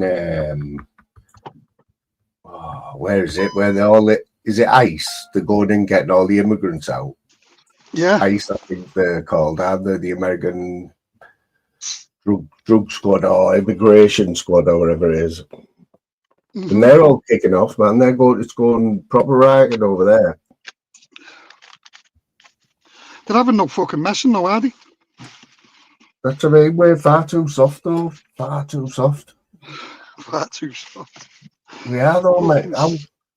Honestly, though, Jim, I've seen, like, for a lefty, yeah, anything you ever see them on these protests, they're all weird, aren't they? It doesn't matter how old they are, how young they are, they'll just shove a. Well, did you see that young one last night? Did you see that guy? First, that guy come running over to me, shouting that I'm a racist because I keep dishonouring Allah. I said, fuck all about Allah. He goes, yeah, and he's just yabbering on. And I said, show me some evidence. And he goes, it's on me video and the police are seeing it. I said, well, show me it. And he's got, yes. And then he couldn't show it. So he fucked off. Then another guy come over and said, I'm a racist because I support Tommy Robinson. And I said, well, why? Tell me why. Tell me a reason what's wrong with Tommy Robinson. And he says, well, I don't know. I said, well, there you go. You caught. And I had them all on camera. That was the beauty of it. I fucking caught them all. I thought, know what I mean? Did you get the feeling, right, after talking to any of them, that they knew what they were on about, any of them? Or... Not a single one. One of the guys, no, don't get me wrong, there was a few intelligent people there, good few. And one of them told me about how I should look at the Green Party. And he mentioned this guy called Zach, and I've never heard of him. I'm not into politics. But when I got home last night, I did watch this Zach video, his party pillars, and I thought, how the fuck are you supporting this idiot? You know, it's a guy who says anybody or the biggest majority of people who support reform are racists. And as soon as he said that, I thought, this guy's a fucking he's a political leader who's put a statement out there which is totally incorrect. And his solution is to tax all the big companies so much money that the rest of the country doesn't have to be taxed. And I thought to myself, he's a political leader. I thought, if you do that, they'll just fuck off. They'll just take the business and move out the country. He doesn't understand at all. It doesn't matter to them that we're spending all this money on them and they're coming over and they think it's a good spend. Law. Yeah, no, they think it's a good spend. What are we getting out of it? What's the bonuses of us taking them in? We get it in our hearts that we're good people. We're human beings. We treat And it's all right if we've got no money to give breakfast to our kids every day and 3 meals a day and put your heating on when you want and pay your television license and all that bollocks that they get for free. We should do that because we're human beings, and that's their solution. As human beings, we should allow everybody into this country. No matter how bad this country gets, we should accept it as being human beings. And then So come around and tell me, like that woman, that she'd been sexually assaulted, she'd been this, she'd been that, she'd lived on the streets. And I thought, well, why are you supporting this what you're supporting? Why are you? It makes no sense. You know what I mean? so you know, now that the clocks go back and the weather obviously got a lot worse. Are they still coming over? Yeah. Well, Or the is it lefty. stop in the winter. Well, You know, it should slow down, shouldn't it? Yeah. But the What I mean, thing yeah. is, you see, mate, the thing is, the benefits are so vast and so good that they'll take that risk of still coming over, mate. You know. Yeah, it's obviously Oh, got man. to slow down a bit, though, hasn't it? I mean, that's the government will be praying for bloody winter, won't they? Well, the first time the government are actually acknowledging now that they've got an issue, and the solution that they're using at the moment is not the proper solution. But what did he do? What the fuck did he do? Wasn't the case this week, and it did make the main news where one of them that they'd sent back, he was back on a boat the next day. Well, that's one. And yesterday's even worse. The person who sexually assaulted the 14-year-old child in Epping and the woman who got a year in prison was released early by mistake yesterday, and he's gone on the run. Yeah. You don't Is that believe this? on the news? Is that on the news? It's on every mainstream. It's actually hit the mainstream news now. But the worst thing about that, Moon, is don't you think they've done that deliberately? They want patriots fucking rioting, in my opinion, so they can turn around and say, "Told you, they're all racist, they're all thugs." Because that news yesterday was disgraceful. They've let him go early and realised the mistake, and now he's on the run. He was meant to be deported. Okay. He was meant to be deported. But isn't it contradicting itself when you're saying about the mainstream news? Isn't that the type of thing that they definitely wouldn't want people finding out in it? But it has made the news. The mainstream media, for the first time ever, are starting to realise that they can't keep this lie up, that all these people in these hotels are refugees and all this, because social media is showing the real truth. It's showing it, and they realise now, hang on, we better mention this. We better give it a mention. You know, they're showing pictures of old age pensioners protesting and calling them racists. And they've realised, oh shit, no, the people are not believing this anymore. It's just a joke. See, that kid last night, how old was he? Do you reckon, Jim, the one you were talking to? Because he's a classic example, wasn't it? You see him with a hat on, he had like a beanie hat on. Yeah, I think I'd say in his late 20s. Was he late 20s? Yeah, because I mean, they were all getting ripped in your chat. I was watching the chat, and everyone was like saying what you were thinking. You know what I mean? They were just your stereotypical. They turned up, but they haven't got a clue why they've turned up. Really, you know what I mean? Well, that's it. And I asked them questions. You know, there's some questions they asked me that I couldn't answer. You know what I mean? Because I didn't know the answer, and I thought, well, I'd rather not give an answer to it if I don't know the real answer, because it makes you just look a fool. So, you know, there's certain things. So you were driving through last night, were you? You were driving home, and you just seen a little crowd, and you thought, oh, I'll have a bit of this. No, I seen the crowd, and I didn't mind the crowd of them. It couldn't bother me. But when I passed the hotel, there was only one patriot there by himself. And I thought, well, fucking hell, he's got 50 people walking towards him. Was there any police there at the time? Oh, the police were there to start with. Yeah, the police were there in numbers. But the police, fair play, you know. Once the police realised that the patriots weren't turning up and that me and the other guy that were there were just having a conversation, a debate, rather than, you know, an argument, the police started leaving. And no, fair play to them. No, Yeah. But yeah, it was okay. There was a few idiots there. See the Scouse woman. I'm a traitor to Liverpool.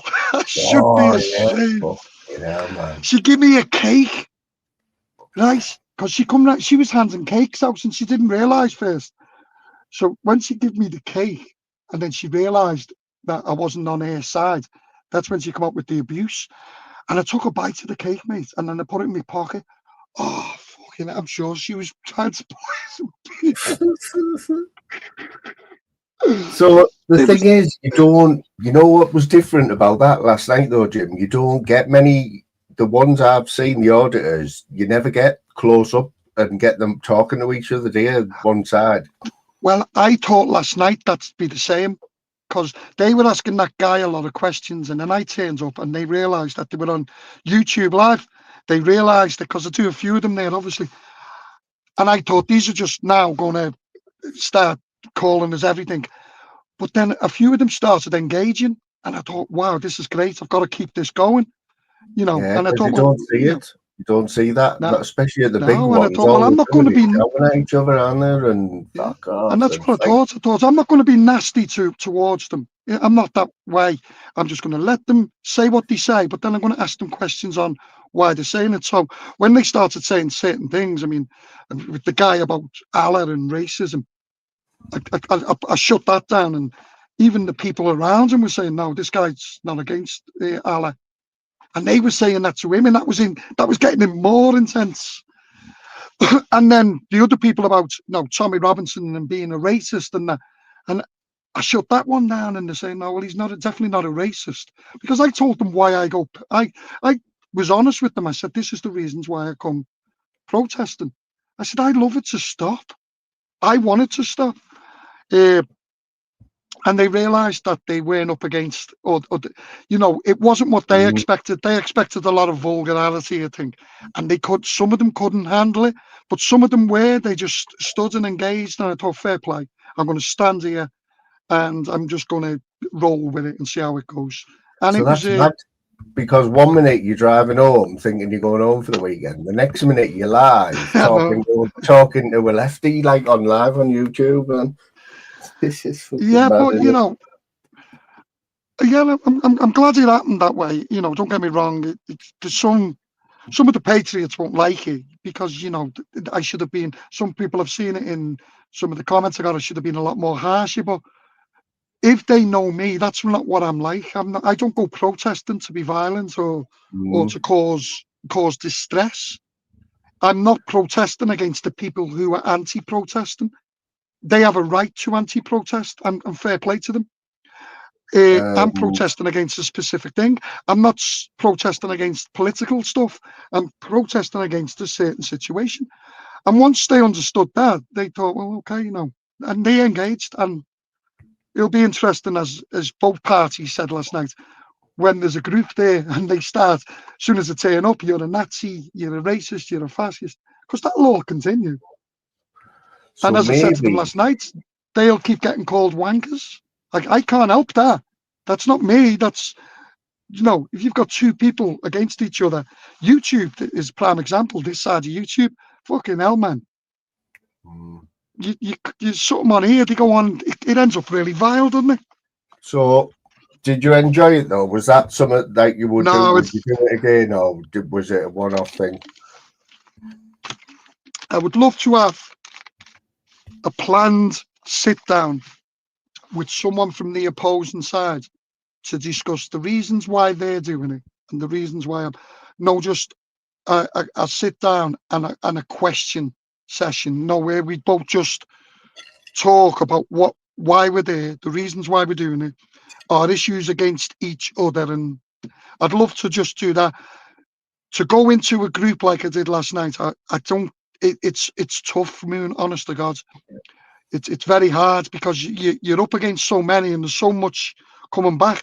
But I just thought, no, I'm standing here and I'm going to stay with it.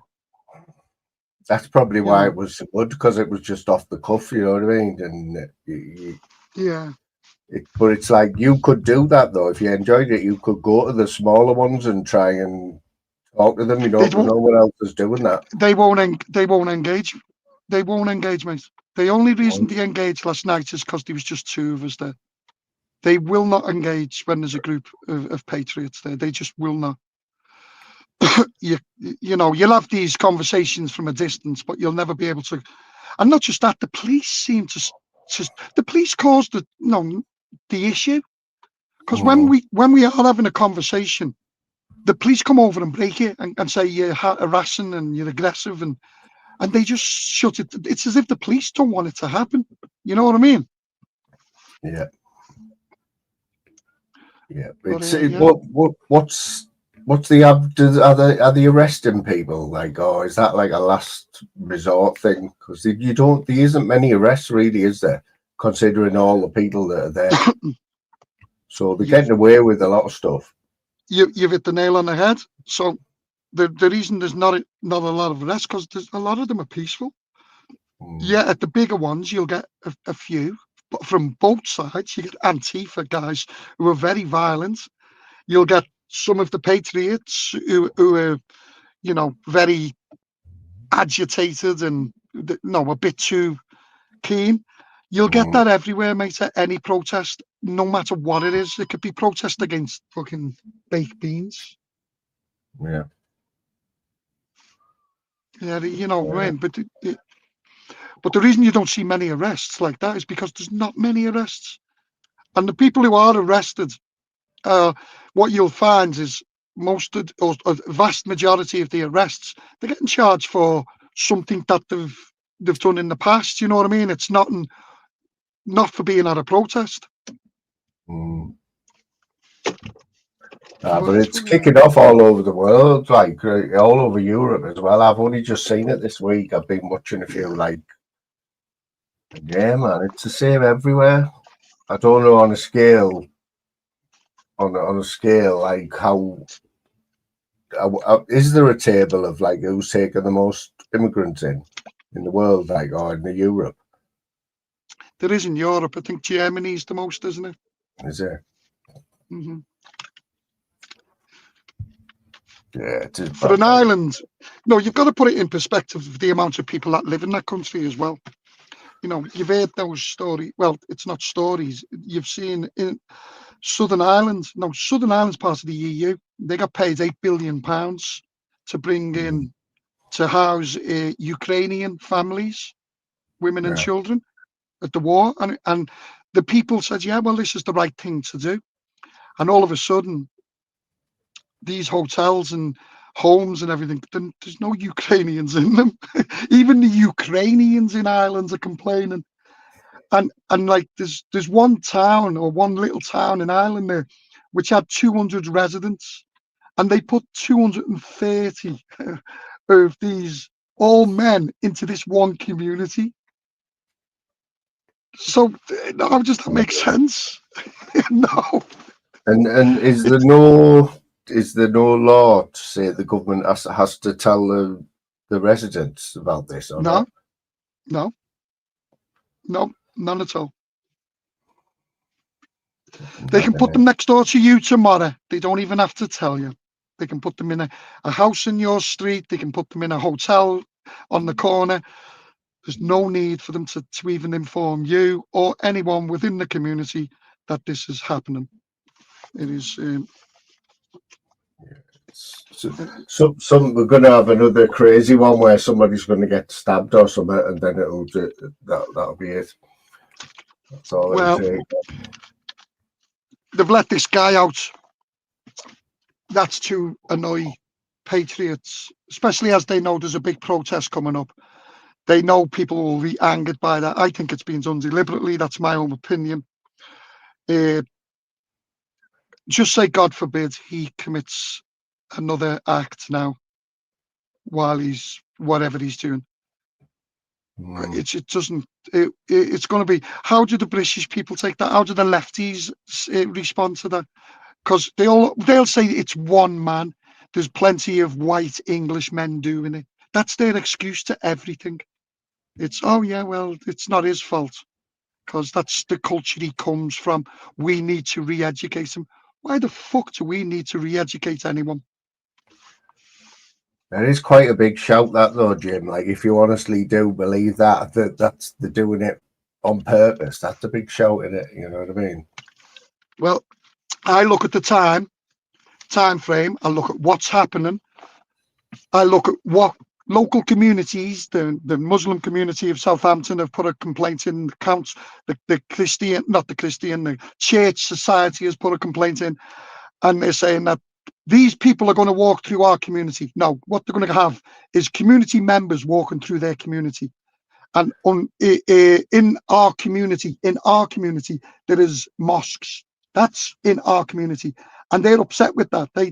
But all of a sudden, they've got lots of other patriots coming. And then isn't it strange just the way, I tell you what, let's let this fucking guy go. You see him walking through the street, mate. It's mad. Yeah. That's going to infuriate people, no matter who you are. But you just don't know with them, mate. We are far too polite though, the English. We're way too polite. It's just in our blood, innit? You know what I mean? Well, that Too protester painful. last night, you told me that we shouldn't be protesting. I went, what? I said, well, what are you doing? Well, we're anti-protesting because you're protesting. I said, yeah, because we've all got a right to protest. Well, we shouldn't do it here. We should do it. And I said, well, that defeats the purpose of protest. You've got to bring the protest to where the problem is. Because otherwise, it's no good going down the beach and standing on the beach, shouting and screaming at the sea, because no one will see it. I said, the idea of protest is to bring the protest to where the issue is. Yeah, well, we should do it at the council offices, though. Fuck off. Yeah. So what about this new channel, Jim? Is it all clean then? Have you been getting any shit on it? Or Yeah, well, I've had to. They go back on later tonight. You'll notice on my lives, all my lives, every single one of them, apart from last night and today's, they're on private. I got 3 privacy complaints. So YouTube, they've pointed out where the complaint is and what's on it. So I had to review 3 of my videos. But what someone's doing is going through my lives, because these are 3 early ones, and they've picked out what they've put down as a complaint, and I have to remove it and edit it. So what I've done, I've took them all down, and there's a mate of mine who's actually going through all of me protest lives and putting them back up. I mean, there's a lot of views on them, know what I mean? And I need the views to keep the channel's algorithm going. So are you saying that, right, on one of these privacy complaints, right, it actually tells you on like a 2-hour video, it'll say when it is, when the complaint it'll tell you when it is, and it'll give the reason why. One of them's because a person who's on camera, there's someone in the background, not in the picture, who mentions the person's name. There's another one where there's an address mentioned. So this is not me, this is just people talking on the video. So and it ties, and someone's picked that up. There's another one where there's a car registration number, right? Okay, damn. And it tells you the time, and does it have to be the owner of that car that complains, or could it be anyone? It can be, I take it it's the owner, but let's be honest, it can be anybody. But that's what I'm dealing with at the moment. Right. That's are what you I'm aware dealing of with. this when you're doing these videos? Are you aware of what you should or shouldn't be saying? Well, how I know this is someone reviewing this, because these videos are 3 months old. So that means somebody's starting at the beginning from Bournemouth and working their way through them.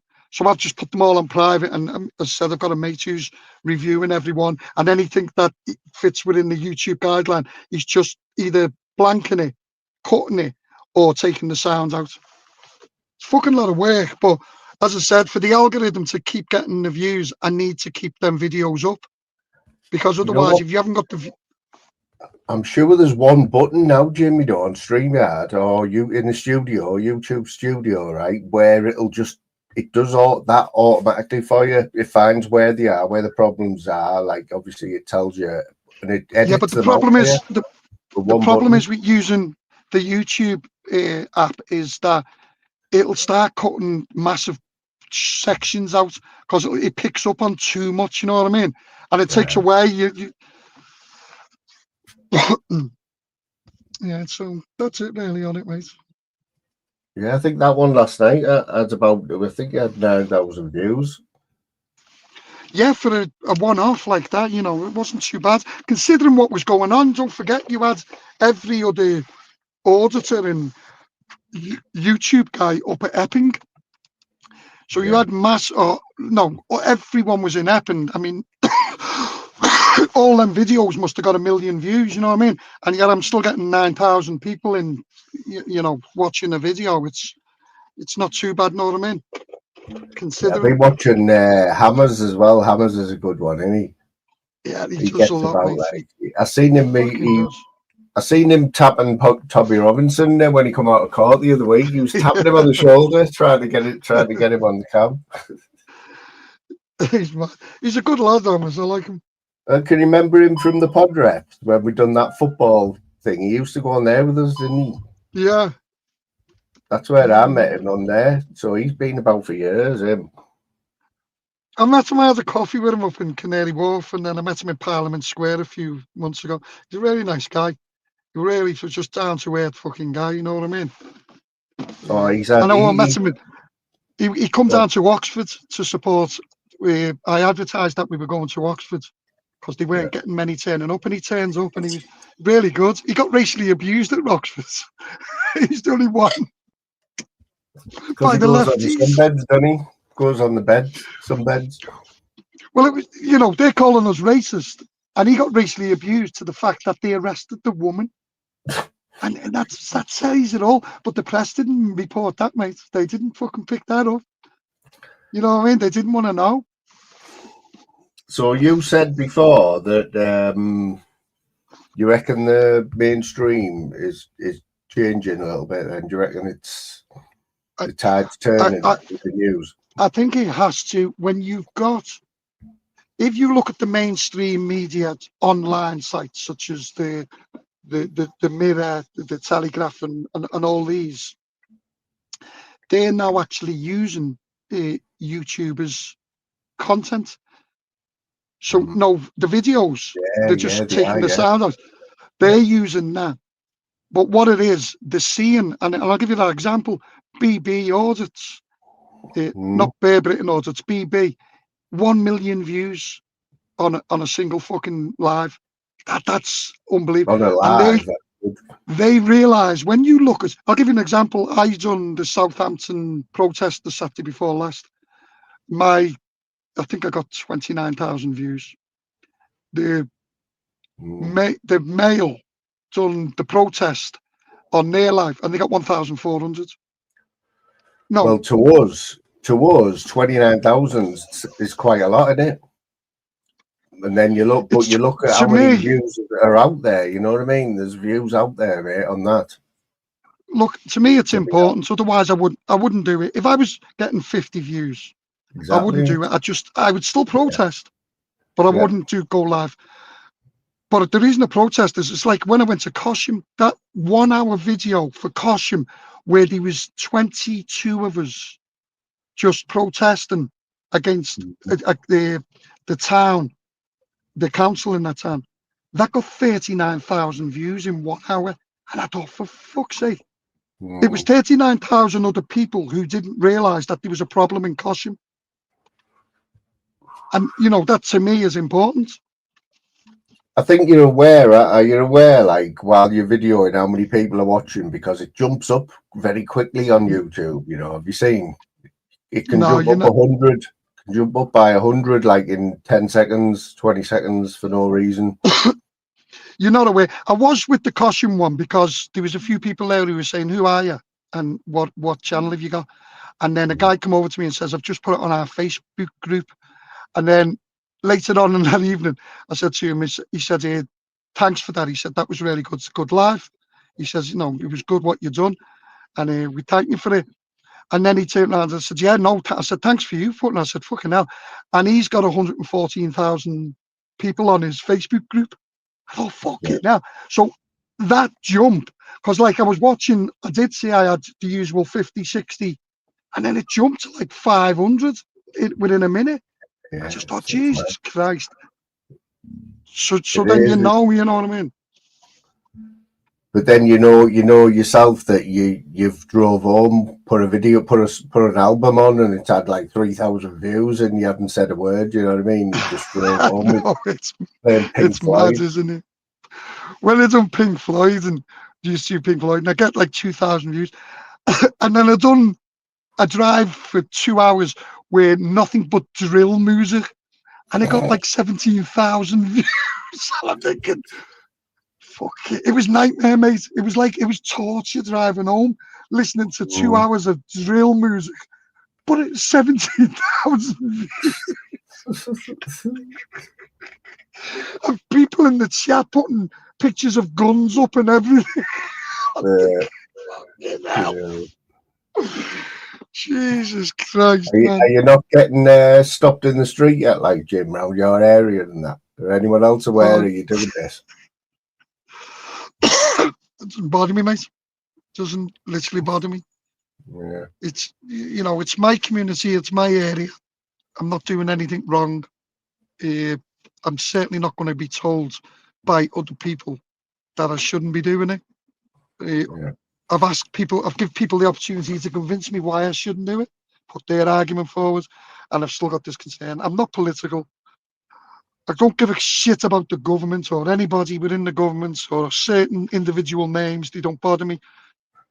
If this stopped tomorrow, if the government says, right, we've put a whole ban on illegal migration, we've spoken to the European Union and no more are coming across, and if they do, they're immediately getting sent back to points of start or whatever, I would stop doing this. I've got no other reason to do this. I just think at this moment in time, the solution they've got by placing them in our communities and allowing them to go into our communities freely is a very high risk to our communities. You know, and I just think that I'm very passionate on that. Is the wife backing you up like Jim, or is she fed up with you? No, the family don't want me to do it. No, I mean, of course they don't. But it's not about that. Sometimes, I mean, you've got to be, you know, I'm doing it for a reason, and I think the reason's worth it. If it didn't, I wouldn't do it. Yeah. I don't try and convince anybody else not to do it. They're all to do it. You know what I mean? I say, if you're opposed, come out and oppose, stand on the opposing side, and be prepared to tell people why you're there. Yeah. Anyway, give us an update on the football scores. Yeah, I'm just looking at one of my bets there. So Jim Smith, your mate, he gave me a double before kickoff. 2 football, they're both winning. And I put them with another 2 teams. And just give me a minute. I won't be petrol capper. Hang on a minute. Jim, so 3 out of me 4, right? 2 of them are Dundee. Dundee, Oxford, Colchester, and Milton Keynes Dons, right? 3 of them are winning, and Colchester's 0-0 at half time, and it's offering me £35 cash out. What's your overall winnings? 303. How much can you win? 303. Leave it running. Only half time. Yeah, it's only half time. One of them's already 2-0 up, so that one's in. So I only need the others that are winning to score another goal, and that's 3 of them in. You did make me laugh the other night when you said, I'm only waiting on 2 teams, Rangers to score in Aberdeen. I know. Did you see the scores? Fuck's sake. They only needed them to score a goal, both teams to score. Fucking hate them. Like, do me head in them ones. Do you cash out last week? No, I'd never cash out. I know. It's tempting though, but I just wish it wasn't there. Unless it's say about 5 minutes to go and you're losing just a little bit, know what I mean? Yeah. I've watched it, mate. It tries to tempt you. It'll whack you. As soon as one of your teams, your bet's looking good, it'll whack a decent amount in to try and get you to click it. And then you don't, it just starts going down and down and down. Well, professional gamblers would tell you to cash out, you know that. Even if you're making a profit, you just take it out and then you just do another bet and you make a profit and cash. There's people who just make a living off it, mate. I know. Well, I'm just asked. I mentioned this the other night about the system that they're using, the bookies. They must have a lot of trust in it, you know what I mean? Because it's changing odds, isn't it? Every few seconds, every time there's a corner, a free kick. Can you imagine, like, the software that's in that, you know what I mean? And imagine if you could hack into it. it only has to, well, you've seen the ones, the tennis, where they showed you these scammers are at the tennis game and they're all wired up and that, and they've got someone at home telling them who's going to win the next point, and because of a delay by the judge, the umpire, the bet's already gone through before they've set the point. And they were making millions out of it. I don't know if you could get away with it now, but there's all that as a bookie, all that I worry about in there, you know what I mean? Well, the problem is online now, as soon as you win a big amount, they reduce your bet size.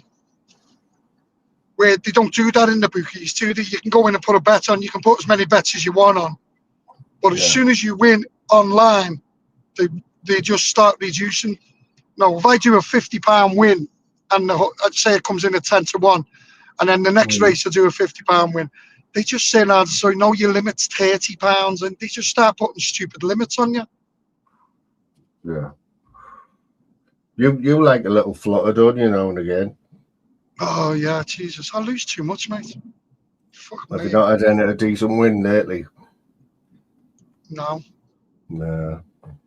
Nah, to be honest, mate, I said last week, I've done Liverpool last week. I've watched 4 Liverpool games and we've been beaten 4 times. And I said to people last week on my live, I said, look, I've got a bet on Liverpool today against Man U. If you're clever, go out now and back Manchester United to win, because I'm backing Liverpool. And I'm watching it, and lo and behold, you know, I'm not watching Liverpool anymore. I know, it's bad. I always stay away from Middlesbrough, mate.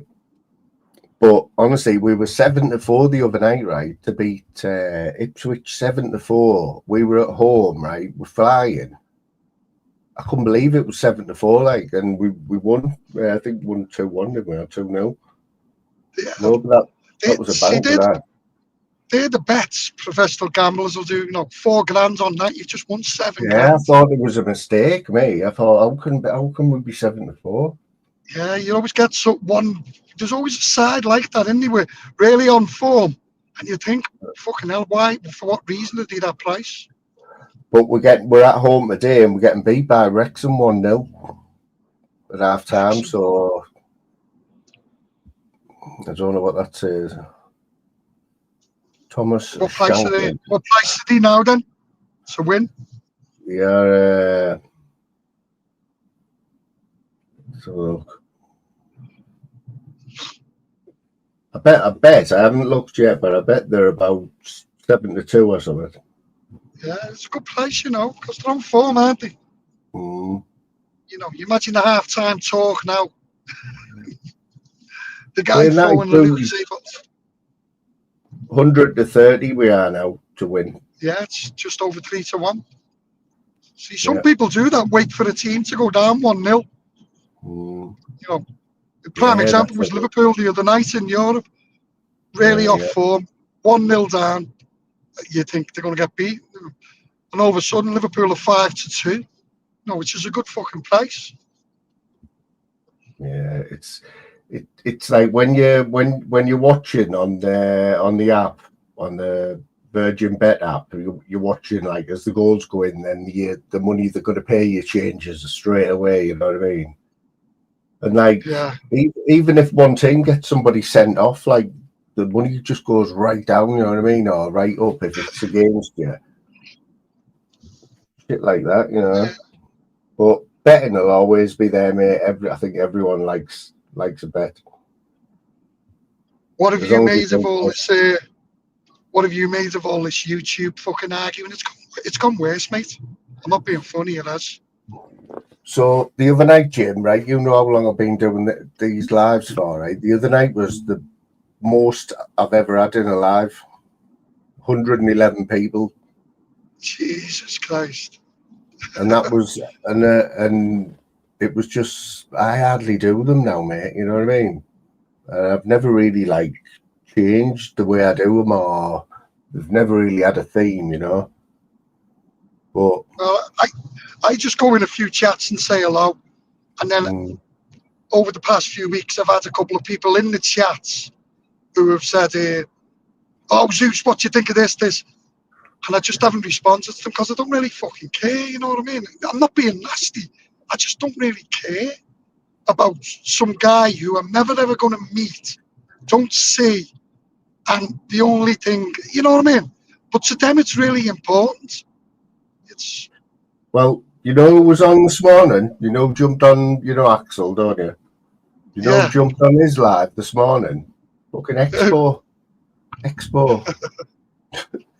And you know why? Because there's a rumour going about that Sam Walker is Robert Thompson.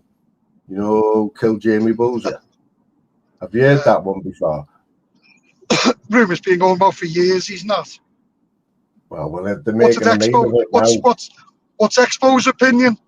Well, Expo, I heard these words come out of his mouth. He said, "I know everyone in Liverpool, but I don't know Sam Walker." That's what he said. Oh, okay. So, but he was sort of, it was as if he hadn't heard the rumour before. That's the way he was coming over. But then Kenzie Cush was in the chat and she said, "Oh, it's been about years, that rumour." It has. And he's not. I didn't think he is, but they were putting pictures of him now, and they found a photo, and it does look like him as a kid. You know what I mean? Fucking hell, it's mad, isn't it? But someone's milking it like on. Put it this way: if he was, he'd be nicked by now. Could you imagine the outrage if that was the case of a guy who, do you think the government and the police, they'd be fucking all over him, they'd be slandering him everywhere, mate. They've been after him for years, haven't they? Yeah, but he is out though, isn't he? He is out in a new life, isn't he, somewhere? Oh, of course they fucking are. It's mad, isn't it? There's been a few, there's someone's next door neighbour, aren't they? What she called her was with him who killed them two little girls. The Soham one. Yeah. She's out somewhere, isn't she? Yeah, she's someone's next door neighbour. You know what I mean? It's fucking, it's the way it is, mate. People on YouTube get too involved in other people's shit, you know what I mean? In my opinion, I just don't think it's worth, you know, no disrespect to Axel and everyone else, but I don't really care about who they're arguing with. I don't give a fuck. The thing is, though, it's a bit like Ash, isn't it? Let's be honest. Yeah, and that's what I say. I said it to Ash, you know what I mean? It's this northeast gangster shit. I couldn't give a fucking toss of it. And I don't see how anyone can be so engrossed in it, you know what I mean? It's yeah, there's no gangsters in the northeast, man. Well, not the ones online, let's put it that way. There probably is, but you probably won't have heard of them online. But it's content, isn't it? It's a bit like the bare knuckle fucking boxers. They're all a bunch of clowns. Let's be honest. Well, he blew them all up, didn't he? He showed them exactly. He just what's he called? That Ricky Colleen. Have you seen him? Ricky Colleen does the prison TV. No, I haven't seen it. Yeah, he's got a big channel. He's from he's from Stanley, the same place as Shuffling, and his channel was all about prison, right? But he ran out of content, so he just started calling everyone out. You know, Venice and that. Then he went in on Venice, Brett May, just calling them all wankers and that and fucking pussies. Because he admitted after it that he ran out of content and that. So he has to get in, he's trying to get in over here.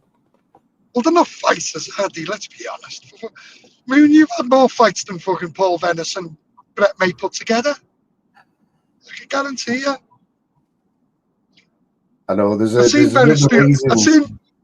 I seen Venice on a short the other day where he's just standing in front of a mirror with his phone, and I thought, fuck me, has it come to this now? What film is his physique in that? Just fucking like. Do you remember what Sean Gregg used to do? Oh yeah. And he didn't speak or nothing. It's only one of his shorts, and I'm thinking, what the fuck is he doing? Oh, jeez. Yeah. Oh, what was I going to say there? I've totally forgot. Like, yeah. So yeah, it is, man. It is. So when are you most likely to sit and watch a bit of the dark side, like Jim? When do you what's your time for the dark side? Is it late at night or? Yeah, if I'm watching YouTube, YouTube, it'll be late at night. Yeah. To be honest, I watch a lot of it catching up. I won't watch it live. Mm-hmm. I find on this side, the panels are just the same. So say you finished and you had a panel. Now, although you're not part of it, your panel then moves over to another panel, and then that ends, and it's just the same. I heard it on yours 4 hours ago, 5 hours ago, what they're saying, and it just becomes a bit, you think, fucking hell, man. And then, no disrespect, and I know Northern King's listening, but you just go on these lives, and you've got to listen to fucking 12 minutes of fucking intro. I don't want to. I know, we'll have a word with him about that one, mate. I just can't be asked. We'll get him to change that. We'll have a word with him. Just get straight into it and start slagging people off. Get straight to the point. Get it all out your system, and then have a panel. And then I'm fed up hearing people 6 months ago saying they're going to now change and they're going to do karaoke and quizzes, and you're thinking, just go fuck off. It's crap. What do you think about your mate Lammy and his Fonzarelli? Have you heard his Fonz? Look, I don't watch Lammy. I listen to too much of him because I don't know whether he is. I don't listen. He's on too many channels.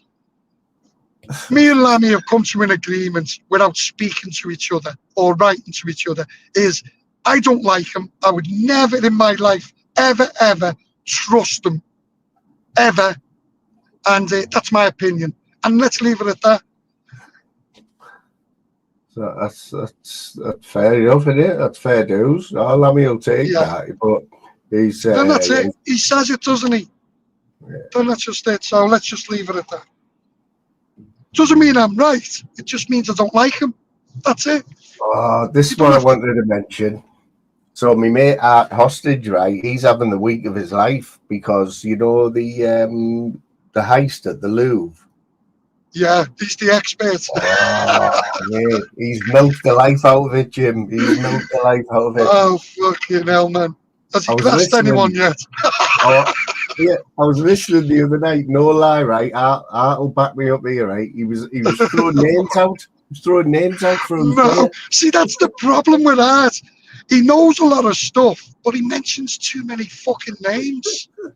Honestly, he's been in trouble with this before, right? He knows his stuff, and especially about art and where it goes and who more than likely has stole it. But no, there's no need for him to be telling people his names. Nils Manara. What about Nils Manara? He's out from doing the Van Gogh break-in, where he stole 2 priceless Van Goghs.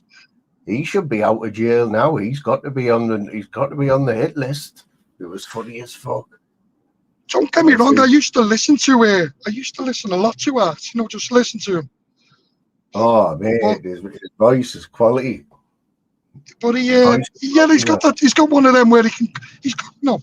But he does mention too many names, mate. He puts people's names out for. Oh, Jim, while Lou Dunn's in the chat. So Lou Dunn's, and this is very recent. This is hot off the press, right? This only happened yesterday. Has got herself into a battle with Shirley. You know Shirley and Tim. Oh, Tim's my Welsh correspondent on my channel. I know I've seen him on yours a few times, like, but surely, But don't get me wrong, Lou John is my managing mod. I know, Or one this of is what them. I mean, like, she's chose to pick on Lou Don again, like, looking for attention and that. Well, that's not the And, way to go. It's not the way to go. um, In my opinion, I don't know what the beef's about.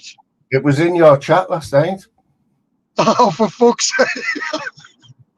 Apparently Shirley just come out with something like random, but it was out of order. So Louise has just like give her it back, and it's carried on. And apparently Louise was getting her own live stream today off Shirley. Well, I always say to my mods, the reason they've got a spanner is because I trust them. Simple as that. And this includes Tim, and Tim's a standard mod, but Lou is one of my managing mods, and I trust whatever they do. I'll never question what my mods do. If they want to get into a war, that's fucking good enough. But if you just want that person fucking gone, you know what to do.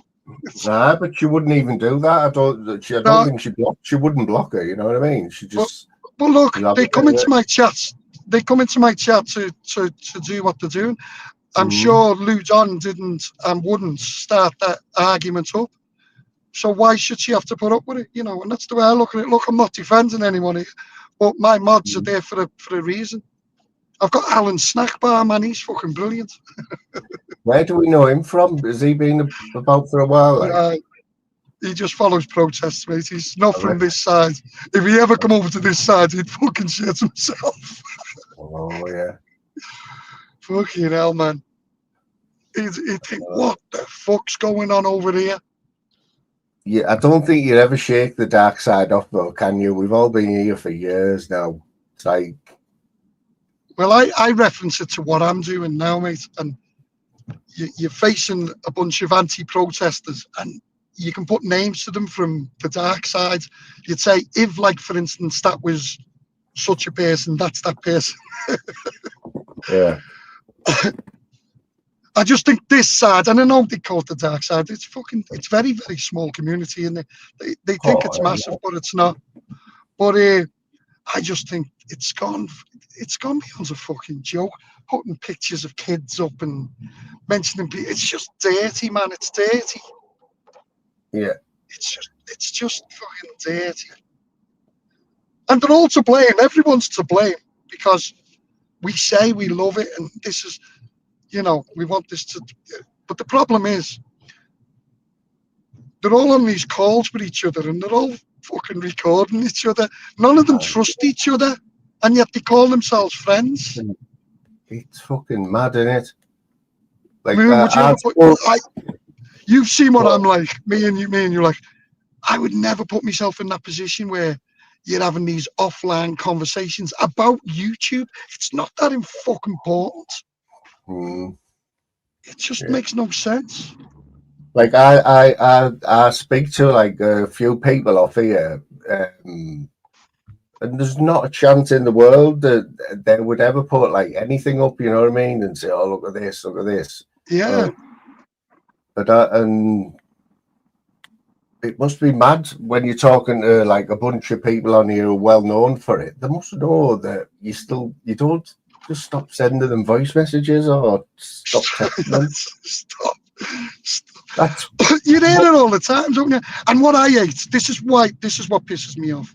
When I hear people scrolling to put pictures up of people, and I see that often and too often now. Oh, look at this picture of this man and that, and I'm thinking, you dirty fucking cunt. You know, it's just, to me, that's, you know, these are, you know, to me, if I was sitting in a pub with that person, would they do it? No, they wouldn't, because they get a fucking smack. But yet they're brave enough to do what they, because they, you know, and I just find that really insulting and dirty, and especially when it comes to women. It's like my mate Flavors summed it all up in one sentence. He just flowed out of his mouth. He goes, well, you get up in the morning, you have your breakfast, you put YouTube on, you whack hard for 8 hours, and then you get off. And that's it, basically, isn't it? That's it, yeah.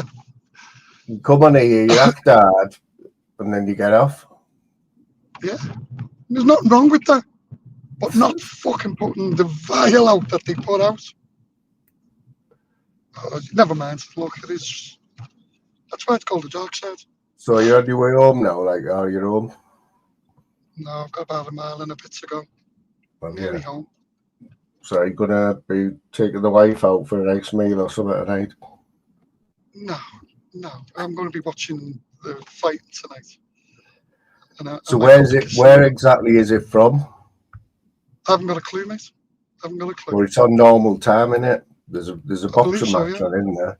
Is that in England? The I Parker one? honestly don't know. It's just that me lad phoned me up and says, come and watch Liverpool. And then we'll watch the fight after it. And I says, yeah, that's no, a good I'm not, night, because I innit? don't want to watch Liverpool. So will you have a bet on the UFC because you haven't got a very good Yeah, and record in the UFC, I'll have you? put a few bets on. I'll put my same Liverpool bet on. Van Dijk to score, usually get about 9-1 for it. And Van Dijk to score 2 goals. And I usually get about 300-1 for that one. Two £10 wins, £10 win at 5-0 and a £10 win at 5-1. There's my bets for football. But who's the highlight in the UFC tonight then, Aspinall? It's got to be Aspinall, yeah. He's the champion, isn't he? Yeah. I don't even know who's on the undercard, mate. He said me lad phoned me up last night. Yeah. He said, I've been trying to get hold of you. I've been trying to get hold of you for an hour. I was worried because I spoke to him when I was driving home. And I said, yeah, I was at a protest. Fuck off.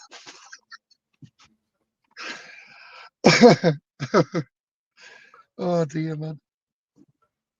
Fucking mad. Were you on the phone there? I thought you were on the phone to someone there. No, I was having a drink of Coke. You still like your coffees and that? Oh, Jesus, I've just finished one, mate. Another one with caramel in it, £4.50. I was working it out. Well, not working it out. My app tells me, the way I like Costa. I have other coffees as well. But on my Costa Coffee app, I had 24 free coffees. Now, work that one out. You get a free coffee for every 10. Yeah. So that means I'd had 240 fucking Costa coffees. So don't you like Mackey's? I like Mackey's coffee, mate. That's all right. It depends where I am, mate, but I always get a coffee. I had to get I won't get my teeth done because they're all my own teeth, but they're stains, because I smoke and drink coffee. So Yeah. I've had to, because obviously I'm speaking to the lefties and we're like interviewing them, I'm getting filmed. I've had to get some special toothpaste and it works. Me fucking, honest to God, my teeth are nearly as good as Hammers and he paid thousands. Hammers of quality, are they? It's it's funny when you're up where I'm speaking to when you're speaking to someone who's had the teeth done, all you can notice is these fucking big white things. It just take a while to get used to, don't they? But can you remember though? He won't mind me saying this. I don't know all the details, but he has been through a lot.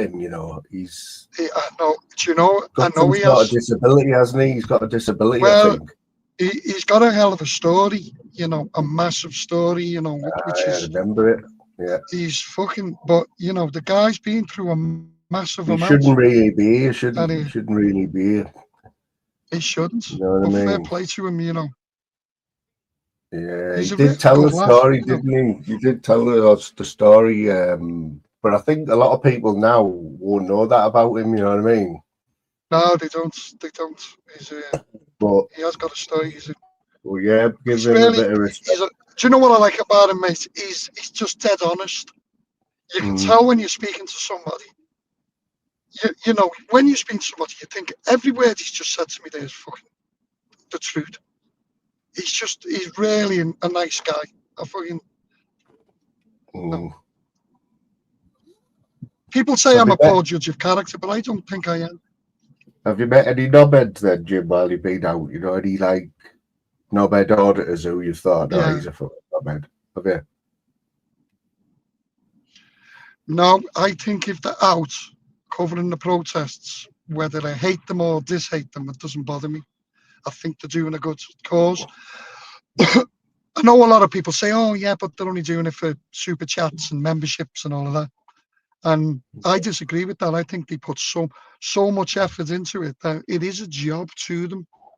You know, they're doing a fucking great service, and it will stop. And then, you know, they'll need to reevaluate what they're doing. And I hope it is. But it is very time consuming. It does take your time. It does cost money going to these and doing these protests. And it's money which is not, and I know this sounds silly, it's not great value. If I go and do a protest and I spend 70 quid, which roughly do, you know, I could be saving that and spend it on my family, but it's this moment in time, it's 70 quid I'd rather spend on that. These guys are traveling the country, mate. They're doing great content. Yeah. And I think if they weren't doing it, we wouldn't know what's happening. And we'd all be sitting there saying, we wouldn't be saying fuck all, that's the problem. Yeah. It wouldn't But be they on are anyone's making a little agenda. bit of money out of it. Make a little bit of money, aren't they? Look, I don't blame them. I don't blame. I honestly don't blame them for making money out of it. I think, you know, if people want to pay, people want to pay. It's not one of them where you're sitting there grooming fucking people to put money in a PayPal or nothing like that. You know, it's not that type of. You see it on these big auditing channels where someone can put a £2 super chat in or £100. It goes through so fast that no one even notices it.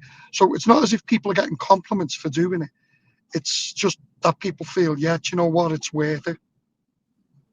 So Fax mentioned Tommy Robinson here, right? So do you think that was a good look, him going to Israel last week? Like, and doing whatever he's doing? I absolutely couldn't care less where he goes. I don't follow Tommy Robinson. Right. I am not. I've met Tommy Robinson. I've spoken to him. I've had a pint with Tommy Robinson years ago. I believe in what he's done has brought to the public's attention what needs to be bringing. And I think without him, it would never have been brought to. People would have just been, we wouldn't know about the grooming gangs and all of that. Now that's an inquiry, or supposed to be an inquiry.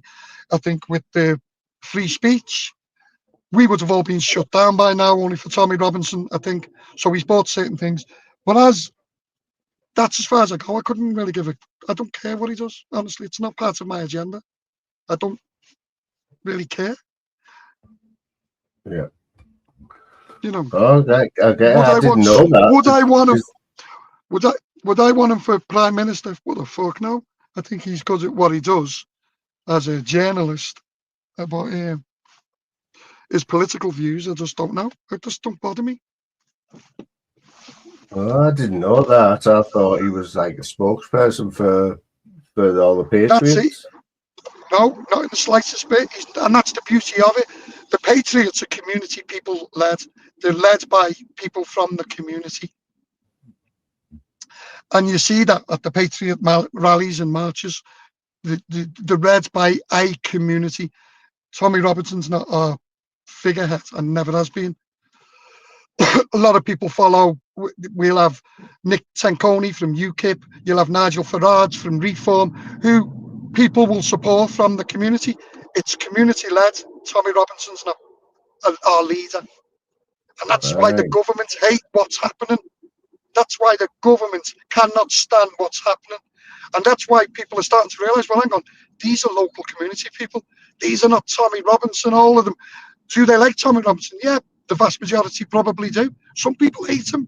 Some people can't stand him. Some people can't stand Nick Tanconi or Nigel Farage. It doesn't matter. This is our community protest. That's mad, and that's what's upsetting a lot of people. The fact that it is a community-led protest. Just looking at some scores there, Jim, and yeah, it will be a shocker if we get beat today by Wrexham, mate. That'll be a shocking result. Yeah, it will. Is it still 1-0? Yeah. That'll put Coventry's a bit used. Yeah, I think we're going to be playing for second place already now. They're looking good there. I didn't know Frank Lampard was their manager. Yeah, but the problem with Coventry, mate, they always do this, or they've done it over the few years. They finish terrible. Second half of their season's always fucking poor. Yeah. So I think Coventry's going to hit a really bad patch. How many? What's the championship? About 10 games in, is it so far? Yeah, we've had a great start. Like, it's probably the best start we've had for years, but we need to keep going. You should be beating Wrexham, let's put it that way. As it stands now, we're 4 points behind Coventry. That's as it stands right now. With us getting beat, all the teams below us are all winning. So it's one of them, man. I don't know if we're ready for the Premiership anyway. You're always ready for the Premiership, mate. Premiership's different. Yeah, but Liverpool have it a bit of a slump, haven't they? Apart from, I mean, the other night they went 1-0 down in the Champions League. I think we expect it. It's one of these things, and I said this: when you invest a shitload of money in players who are fantastic, very, very skilled, you lose the team. It takes time now because you haven't got a team. You've got a team of 6 fantastic fucking A-star players, and it's now the captain's job and the manager's job to make them fucking play as a team, and that'll take a bit of time now. It happens when all these clubs bring in these superstars and fucking supposedly high-class players, you know. Because let's be honest, the first 5 games we won of the season, apart from Arsenal, we were fucking lucky. Yeah. You know, last-minute goals, last-minute injury time goals and things like that. And you knew they were poor. But they spin that on their head, don't they, and say, oh, see, we kept battling. That's what happens when you keep battling. But really, they've just been shit and got one lucky. lucky Jesus Christ. A substitute scoring from fucking 40 yards out is not fucking skill. It's just a bit of luck. Is that young lad, that Ekatike? Is he the 17-year-old? Yeah. He's scoring in the Champions League already. 17-year-old man. And that's you see, these are getting pronounced as the next best fucking players in the world. And look at Isaac from Newcastle. Jesus Christ, he's been terrible. I know. Bad that way. Has he scored? I'm sure it'll settle down. 1 goal, hasn't he? And all of that has an effect on the likes of Mo Salah, who's established. He was the superstar of the team. He's no longer the superstar, is he? Let's be honest. You know, we look at all these other players who have come in. Yeah. It is. It's still good. It's still good though. I can still sit and watch a Premier League game. Yeah, I love it. You do. I like watching the football. So is the UFC on? Except Scottish football. Do you have to pay for the UFC tonight, like Jim? Yeah, I don't know what it's on, mate. It'll be on one of them. Have you never had a Fire Stick? One of them Fire Sticks? No, I was going to ask you to get me one, wasn't I, ages ago? But I stopped talking to you because you were clamping down on it your now. illness. Clamping down on it now, like Jim. Yeah. I've had to reload mine this week for the second time this year. They totally went off, and they had to like download. You'd always get a channel, mate, where you can pay a few quid and watch it. Yeah. Doesn't really matter really. It's good now. I don't really watch much television, to be honest, unless there's sport on. Yeah. Sport and what's the other program I like watching? Fucking hell. Antique Roadshow. Do you know what, mate? I love Antique Roadshow, mate. It wasn't the Antiques Roadshow. It was do you know one of these fucking programs where they take, what's it called? Another one where they then go to auction. Anyway, let's get to the point. You know where they take something along and they sit in front of a bidder and the bidder gives them a bid. And then they can either take the money off the bidder or go to auction.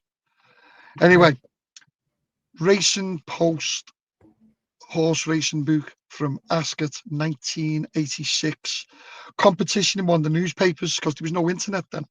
And I entered the competition and I won the Racing Post Sport and yearbook for the year and a crystal fucking vase.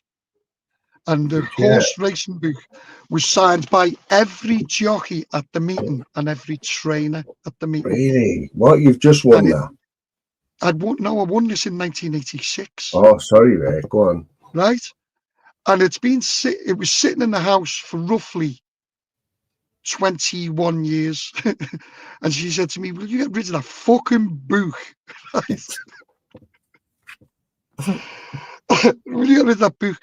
And at the time, I think my lad was in uni in Bristol, and there was a bookshop there, and I took it down.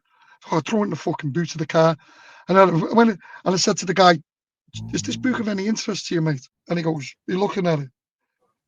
Bear in mind, it's got like Lester Piggott, Pat Edery, Willie Carson, all of these signatures are in it, and all these all these trainers." And he says, "I'll give you 300 quid for it."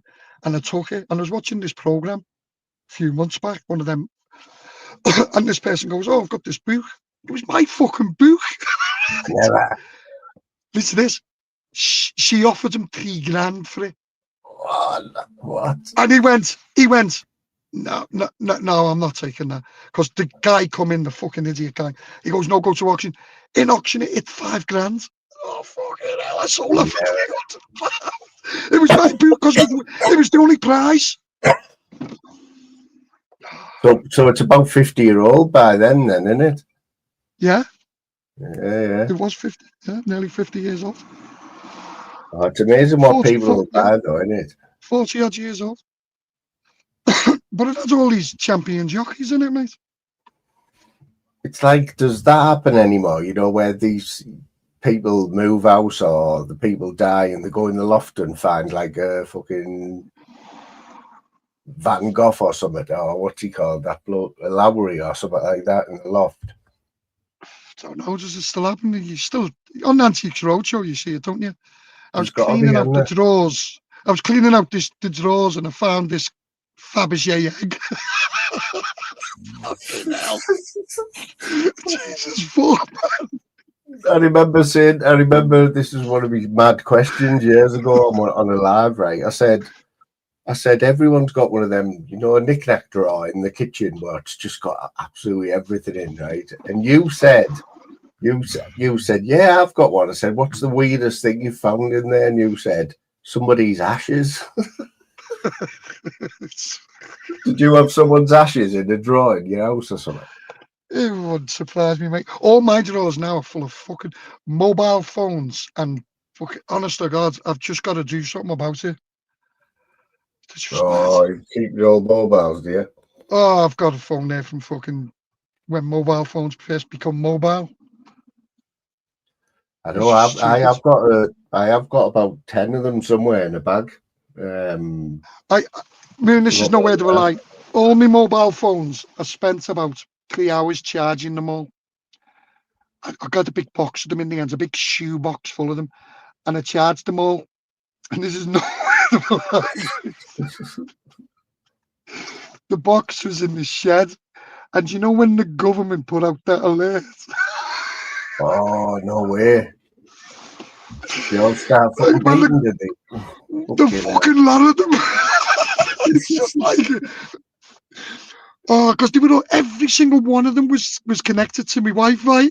Every fucking one of them. And you just did. The fucking, what the fuck's that, man? Oh, no wonder you were getting a signal with all your phones fucking picking the signal. Well, I can imagine they're all getting updated and everything. They must have been. I put a full charge on them all because I wanted to show they've all got like a cracked screen or something wrong with it. You know what I mean? But they all work. They just need fucking putting in the bin. Have you go on?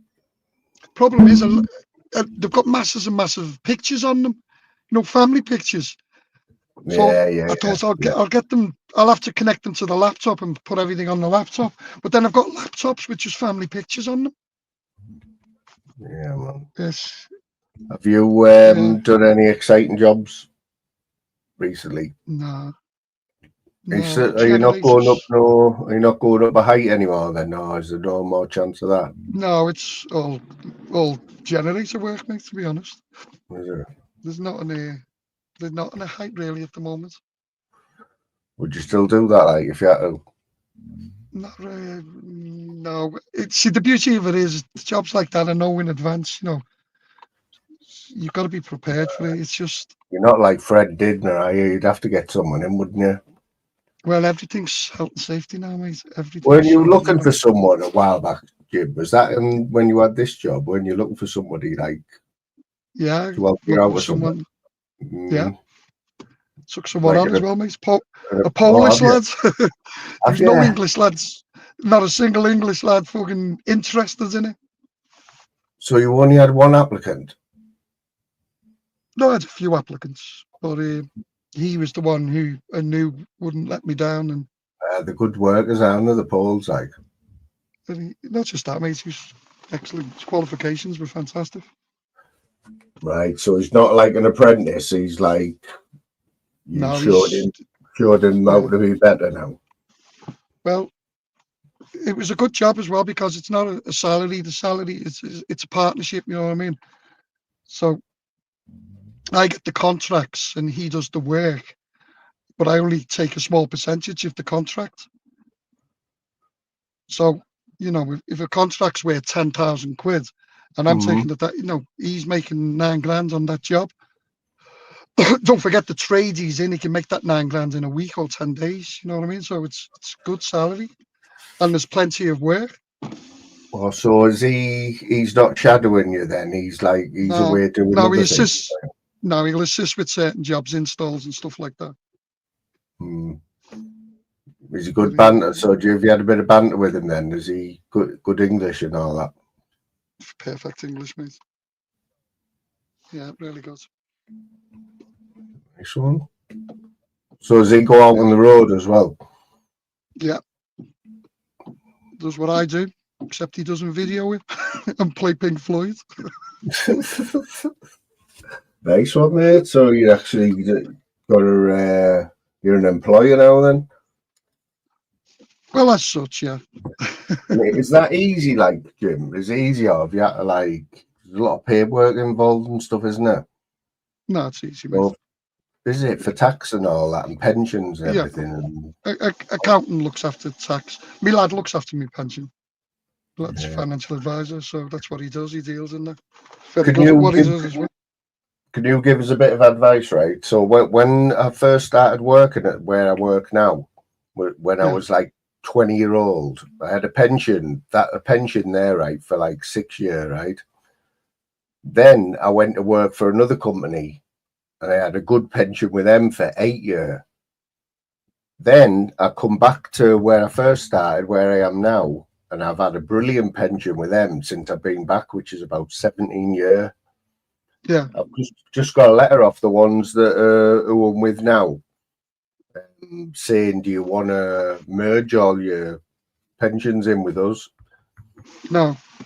What you want to do is, what you don't want to do though, what I would advise is search. You probably got more pensions than what you probably know. You probably, any little jobs you've had for a year or something like that. But anyway, what you want to do is find out the companies that currently hold your pensions and ask them to send you the valuation of that pension. Yeah. Right. Yeah. If your pensions once you total them up, you've got 2 options, and I would always advise this: go to a financial advisor. They take very little of your pension and ask them to invest that through you. So they'll invest through companies like Prudential or Quilter, some of these big companies, but they'll invest that for you. Don't put it in your existing pension. Have it as a separate pension, and they'll do the investments on that. They take very little out. They charge you a fee. You can access all your pension online and see it, but don't put it in your main pension. So first thing I need to do is get how much it's worth off them 2 old ones. Get the worth of all your pensions and see which companies you've currently got them with. You can actually search it online. You can put your national insurance number in. I told you they did it because I know, and it always put me off. Yeah, is because So I like don't it'll know then all the tell you, details. because your pension won't be with the company you work for. It will be with a pension holder. It will be someone Yeah. who is, so it could be like Aviva or someone like that. Your pension will be sitting with them. Then you write to them. You have to write, and they'll send you a letter or they'll send you an email, and you have to ask certain questions, and then they'll send you the valuation of your current pension or that pension they've held for years, and you will be surprised what the value of them is. Yeah. And then depending on what you want to do, you can immediately take, are you over 50? Yeah. 55. Yeah, I think you can immediately take 25% tax free of all your pension. That's what I heard. Yeah. Yeah. That's Yeah, what I've try heard. not to do it. The beauty with that, you can leave your work pension and not touch that. Or your pensions you got with your advisor, you can say, well, I'll tell you what, get me the 25%, it's tax free.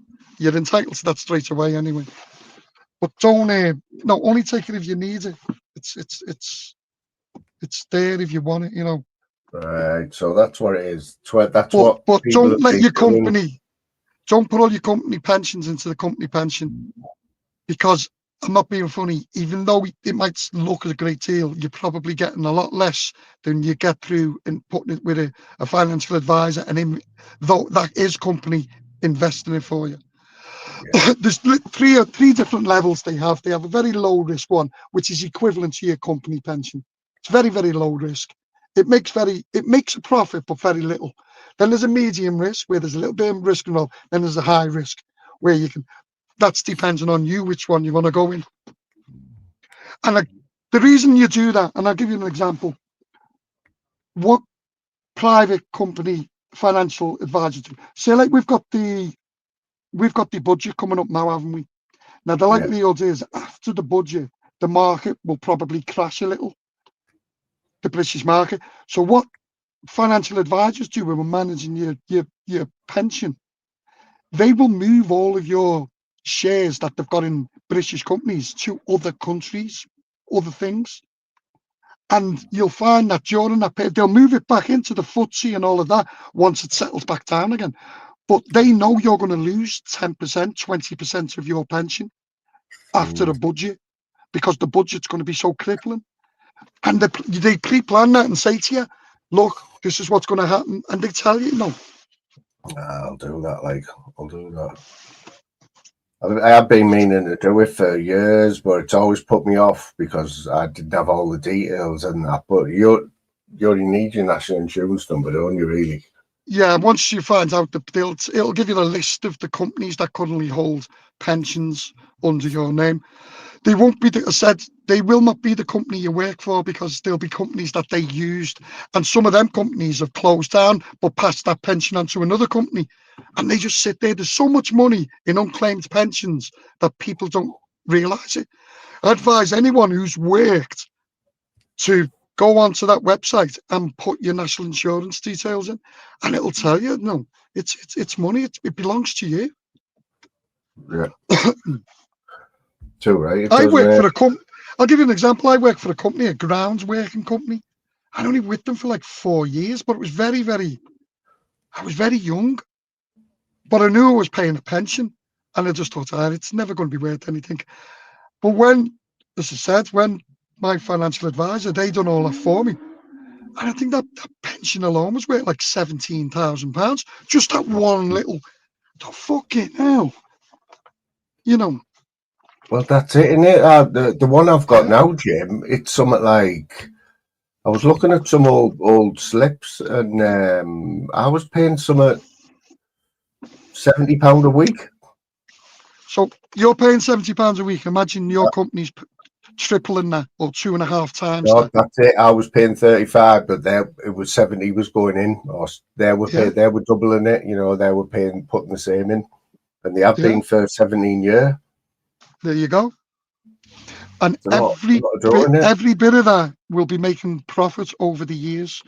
It would have had dips, but it's all making profit. You know, these are pension, and you need to do it, because I tell you why. If you don't, you just lose it, mate. just goes to the government. know, Just goes I know. somewhere, you know what I mean? I know. Well, I'm not going to lie. Because I haven't been like well and that, and like you have to have an operation and whatever. You do need Yeah. to like get all that shit in order, don't you?